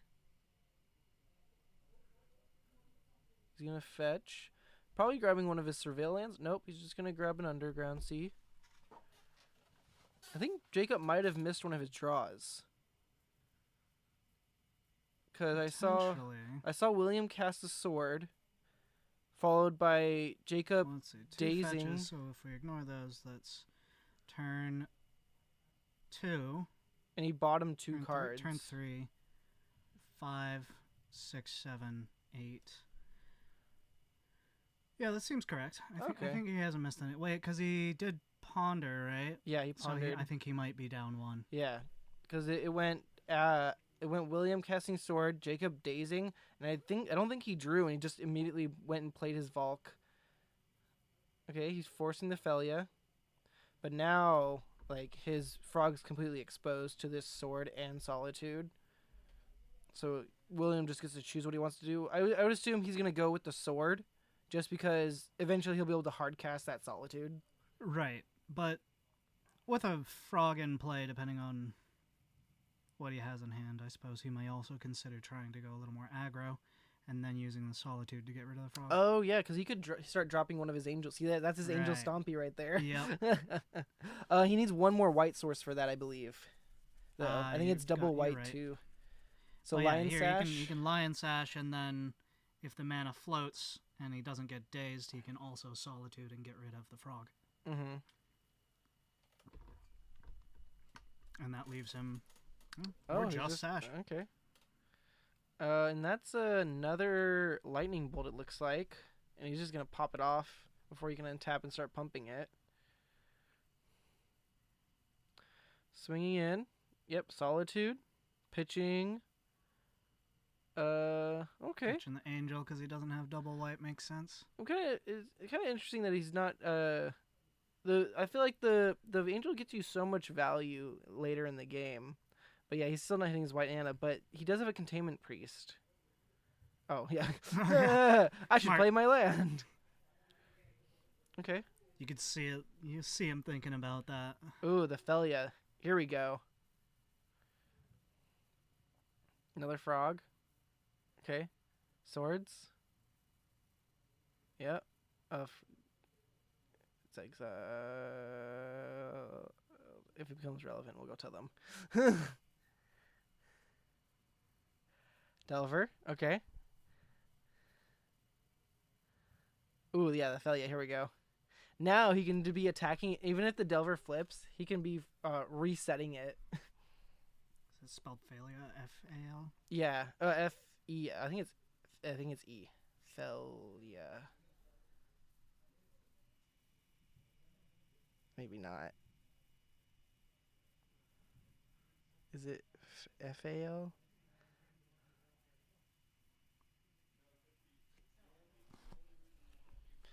Legendary dog. There it is. PH. Oh. PH. It's fat with a PH. Just like this fuzzy little dog. Mm-hmm. Flash, whenever it attacks. Ooh, he just wasted him off his white mana. Oh. But he has creatures on board and Jacob doesn't. Oh, there's a white mana. Yep. Exile the one target known as big. Oh. I see. Yeah, and that's why the Containment Priest is there. I see. To anyone who doesn't know what Phalia does, like me, whenever it attacks, exile up to one other target non-land permanent at the beginning of your next end step. Return that card to the battlefield under its owner's control. If it entered under your control, put a +1/+1 counter on Phalia. So yeah, get ready to watch and learn what Phalia is gonna do right now to this Murktide. yeah, I'm watching. And wait, he's tapping. What? Hold on just a second. I was like, you're gonna go down to one mana. Jacob's got bolts and stuff. I don't know if that's the best idea. Okay. Let's see if he stops this Phalia before it gets to reset his Murktide. Okay. Yep. There's the bolt. Nice. Oh man, if he did tap down to one, he would be dead right now. Recruiter. He can get a Solitude. Yep. That looks like that's exactly. And what he's doing. hellbent, so he might as well do it. Yep, there it goes. If we can find the Solitude. Oh no! Pitching that. You can see Jacob. Was he giggling there for a second? Yeah. Or I couldn't tell if he was just shaking his leg. Can he not find the Solitude? Is it only a one of Solitude? Oh no. No way. Oh no. William. What? The whiff. How? Not gonna lie, I've been there though. I get it. Oh, what? Wait, is he really only playing one Solitude though? Doesn't seem right. Especially in a Phalia deck where you can keep flickering your stuff. What? I'm gonna go ask him. Well, that's gonna be the end of round 3. Grix is still overtaking it. Thanks for tuning in. We'll be back for our possible round 4. We'll let you know.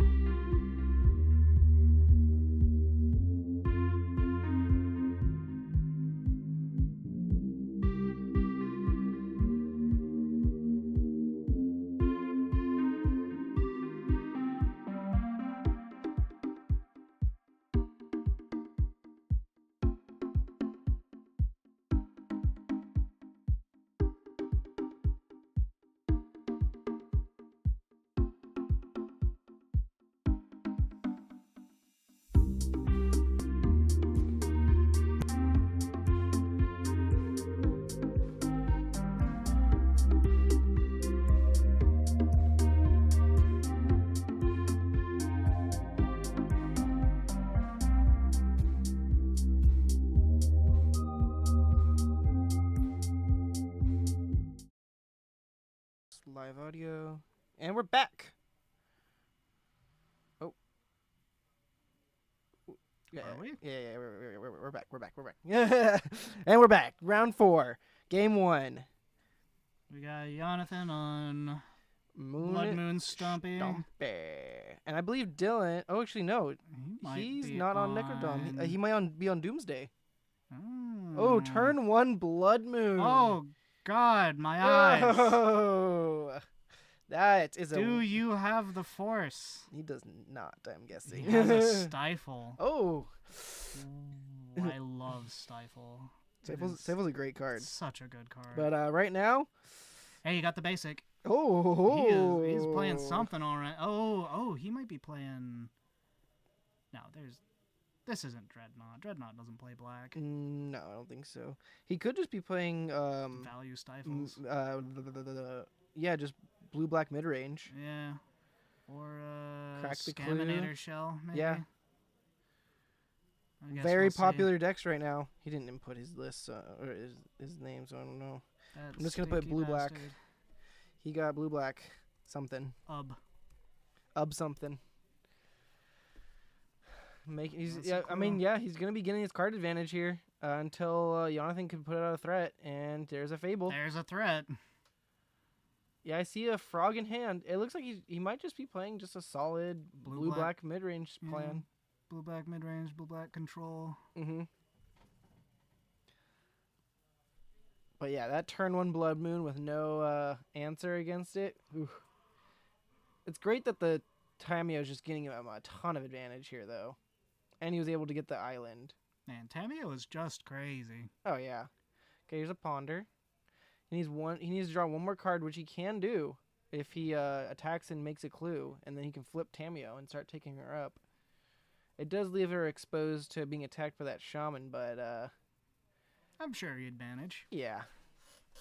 You won't be punished for playing into a Blood Moon at all that he didn't see coming. I know. Does he have any way to deal with it in his main deck? No? That's a good question. Depends on if he runs any sort of bounce spells. Oh, yeah. Brazen Borrowers, I think, are in most of the blue-black list right now. Or if this is an Esper list, then he might be running a Teferi. Oh. That could deal with it. If you can get the white mana, yes. Oh, there's a mountain. Yeah, there's a mountain for sure. Okay. And now if he pops here, he can flip her, but we'll see if he wants to or not. Oh, I think that's a Triumph of St. Catherine, so it might be a Esper. It might be an Esper control control it looks like here. Triumph right there. Oh, I think I know what he's on. He could be on 4-color beans. I know he was playing that at one point. We'll see how this hand progresses, but he could be on some variant of 4-color beans list. Beans. Until I see the tropical, I cannot confirm nor deny any existence of said thing. Oh yeah, he wanted to get himself from underneath that ponder, so might as well just keep digging, right? Right. Get a plus here. So his things will get -1, -0 when they attack. What's that other card in Jonathan's hand in the back, in his far back? I see mountain, chrome, and it looks like another chrome. I think he just drew another, yeah. Oh yeah, so he's gonna pitch both of Is those. that, one of the Goblin Engineer effects, maybe? Could be. Oh, and there's a Magus, and a Licensed Hearse. Oh, it's a Shatter Skull Smashing. It looks like, which is gonna be a great removal card for when he wants to use it. Can it hit Planeswalkers? He might just. Let's see. I actually don't know. I want to say it's any target. Yeah. Any target besides player, I believe. Yeah. Okay. Force. Doesn't matter. Yeah, it doesn't matter. Bada bing, bada boom. Yeah, it must be creatures and planeswalkers, I Couldn't assume. cast it anyway. Yeah. Might as well pitch it if you can't cast it right now. Ooh, there's another fetch. Another mountain, sorry. Mountain. Yeah, might as well just keep ticking it up. And Tamio being a 1-drop that has a +2 is kind of crazy. Yeah. There's another one. More clue generation. Get out from under the Blood Moon. Might as well. Honestly. Okay, here's our reflections. This is the cheeky breaky. Cheeky breaky. Are you a fan of Escape from Tarkov? No. One of my old roommates was a huge fan. Oh, of that. okay. I just know anyone that refers to that has some connection to that game somehow. Oh, yeah, that's the other thing Jonathan has in his list. A pyrogoyf. What in the world? Yeah. He played this against me, and I had to sit there and fucking take it. Oh, God. It's so strong, too. ETB, Ugh. dome whatever I want, equal to its power. Gross. It's so gnarly. And this might be closing it up for him. I don't think Dylan can. I think that turn 1 Blood Moon was just too much to handle. Yeah. Too much spice. Mm-hmm. And then if he untaps with a Kiki Jiki, he can just make copies of the Pyrogoyf. And they both trigger. Oh god. He can probably he won't kill him before combat. That's what's important here. Mm-hmm. But he will be doming him for probably like 12 damage. He's got instant, sorcery, creature, land, artifact. So 5. So he'll be doming him for 10. Ew. Before even combat damage happens. If he goes that route, which I'm assuming. Yep. Yeah, I'll make this. Yep. Yep. That There seems like the correct action. Correct response here. Mm-hmm. Sideboarding, definitely. Yeah, we know, Jonathan. We know. Don't worry.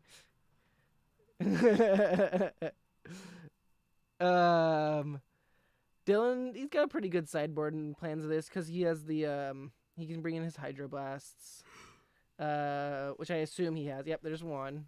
He's got to have. I can't think of what his sideboard would have that he really wants to bring into. I know there's a few things at least. Oh, is that a Wrath of the Skies? Yeah, it looks like it. Do it. Yeah, he's got to be on some kind of Esper variant. We'll see if he ends up playing Beans. Maybe change the deck title there then. Yeah. Now that we know a little more. We're just going to keep adding on to it. Esper Control. We'll put it as for now. Control asterisk. Asterisk, yeah. Here. Boop. Perfect.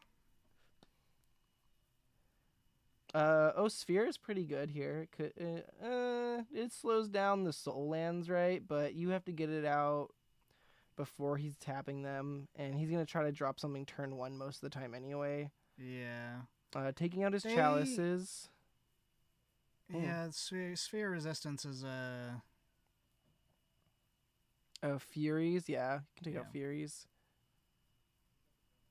All his best removal is gonna be his like Pyroblast that he brings in. Yeah. Oh, that's a land destruction spell. Really? Yeah. It's destroy target non-basic land, and I'll have to look it up because I can't remember exactly this name or what it does. MH3 land destruction. We'll see what it brings up. I know it's an MDFC. Oh yeah, Dylan's taking out some stifles. Seems correct.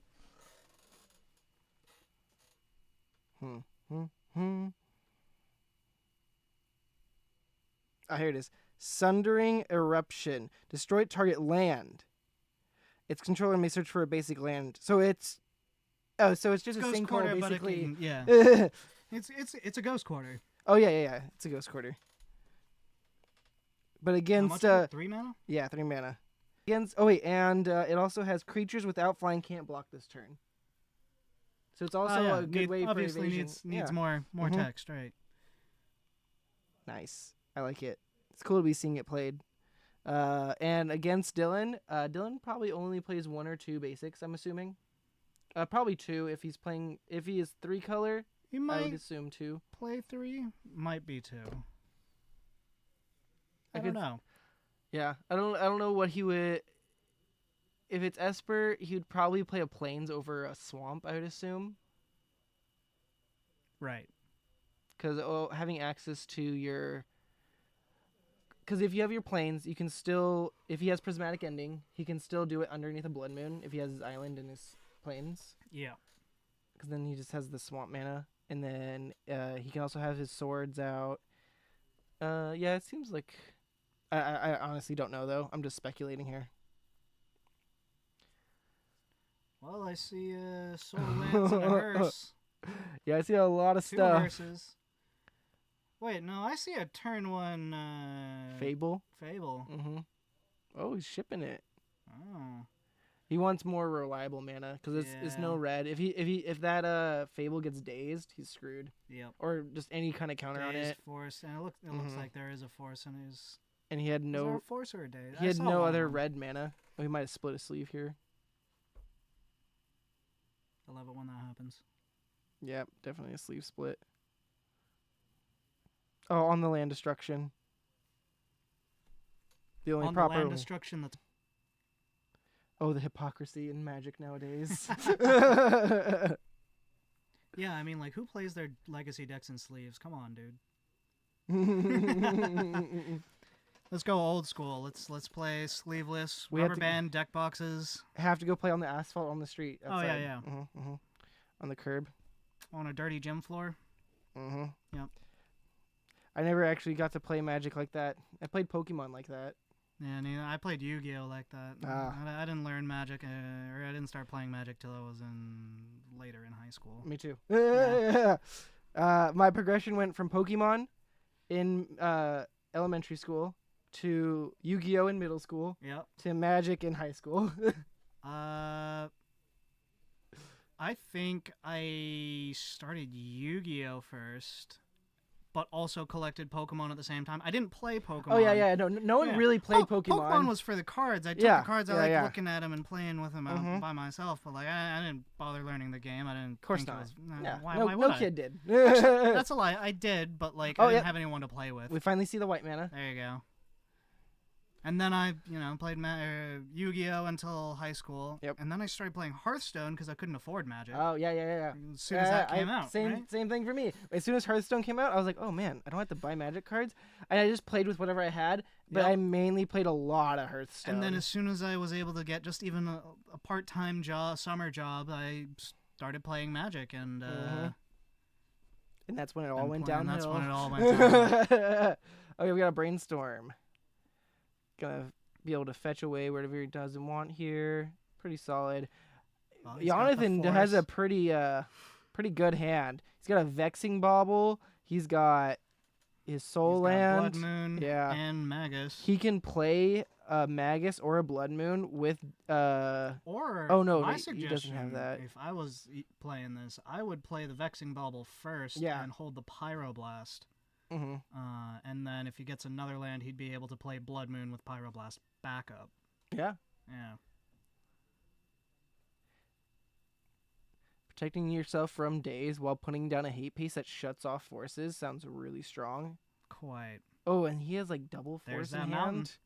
Oh yeah, just slam the mountain, play Bauble, and just wait, and then just see what happens.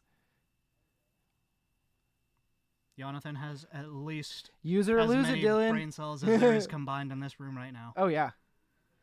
Use it or lose it. Yep, there it is.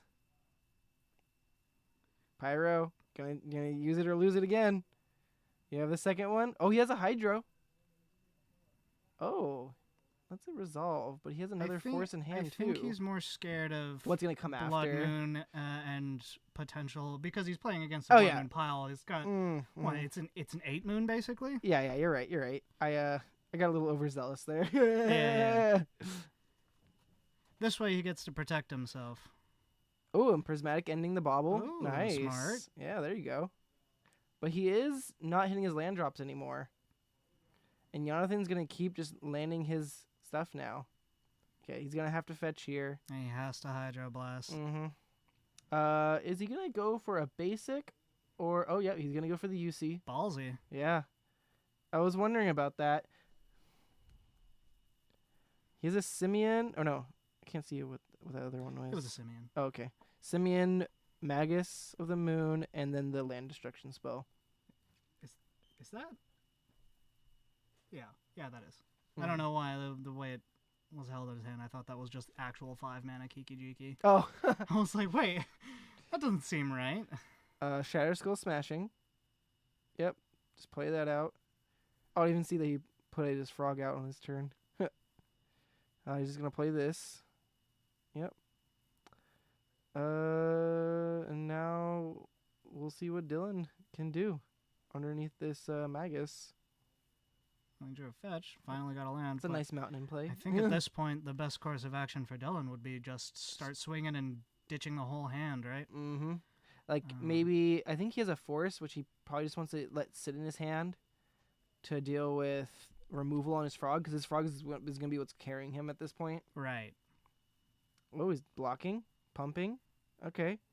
Is that a Barrogoyf he just discarded? Or a Bloodstained Mire? I think it's a Bloodstained Mire. It was a Bloodstained Mire. Okay. Yeah. Wait, no. That one? That's a Goyf. Oh, it is a Goyf. Okay. Yeah, it's a Goyf and a... I wasn't too sure. Was it... What's the... Arid Mesa? No. Marsh Flats. Marsh Flats.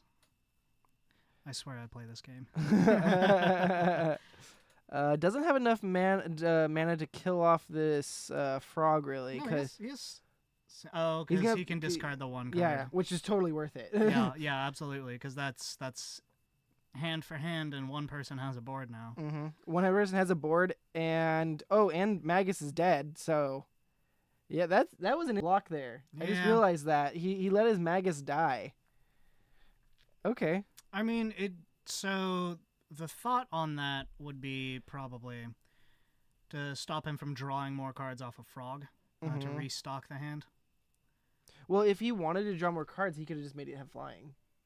Well, because he could have drawn like another Mana Source or an Ancient Tomb, which would have been enough to kill the frog, but since his top deck wasn't specifically a soul land, he couldn't get there. Yeah, that's true.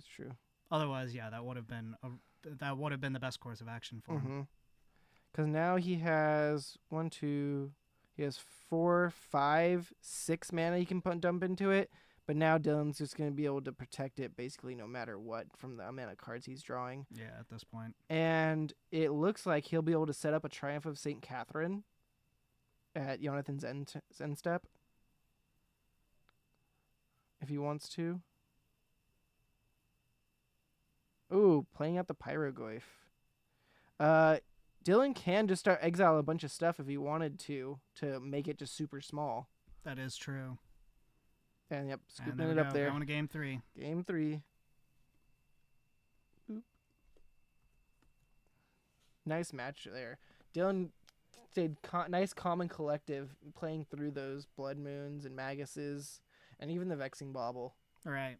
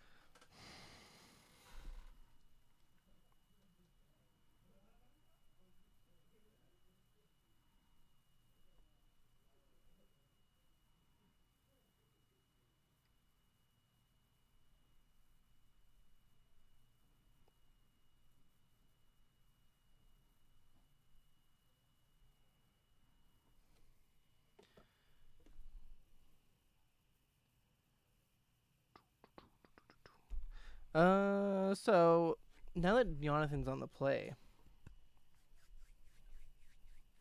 let's see that turn 1 Blood Moon.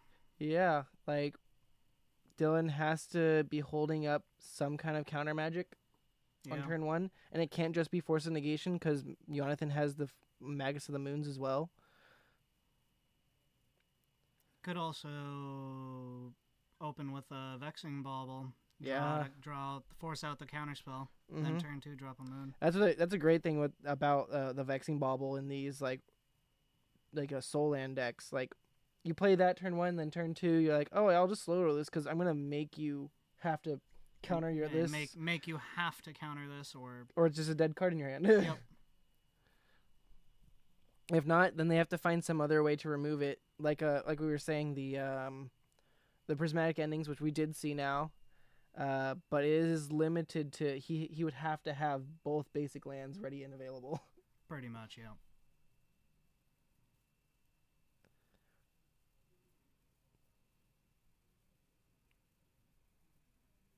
Both teams are mulliganing. Neither of them like their hand. And that's the thing is, Jonathan, like, if Jonathan gets out ahead like we saw in game 1, it's over for Dylan. Yep. But if Dylan's able to control it like we saw in game 2, he'll take over so easily. Ooh, that's a pretty solid hand. Turn 1 Blood Moon and then into a Bombardier the next turn. Yeah. Ooh. Oh, he's gonna bottom the Bombardier? Okay. Oh, he has double Bombardier. Yeah. I didn't see the second one. No, he's got a good hand. So Yeah. What do we see over on Dylan? I see a Murktide. I see a couple lands, a Frog. Tundra, and Frog. He's keeping it. dropping the Murktide, looks Let's like. see if he has the counter. He has a Kaith. Oh, no. Dylan. Why you do this to yourself? Nice mountains. I love turn 1 Blood Mooning in Rhinos too, so Yeah. I don't blame Jonathan. Like, I could have two 4/4s, or I could Blood Moon you, and you're not going to be doing anything. Well, he only has 2 mana right now. Oh, that's right. You're right. Yeah, the soul lands I don't are know how to turned count. off. Oh, wow. Whew. And that's it. Yeah, Dylan got a little greedy there, I Yeah. think. I mean, he might have been thinking, well, both of us mulled the 6. Yeah. So I think I can keep this because if he doesn't have it on turn 1, then I can play around it. Mm-hmm. Okay, well, that's going to be calling it for tonight. We're going to thank you all for joining us tonight. We had a lot of fun. Lots of interesting games, lots of good plays, strong sideboarding, strong players over here at Spellhold Games. Go check them out online. You can go to spellholdgames.com. You can go to the Collector Legion also, affiliated with each other. And we'll catch you next time you're here. I hope you enjoyed it, and tune us in, not next week, but the following week after. We'll be live again. But tune in every week to see our weekly posts of matches.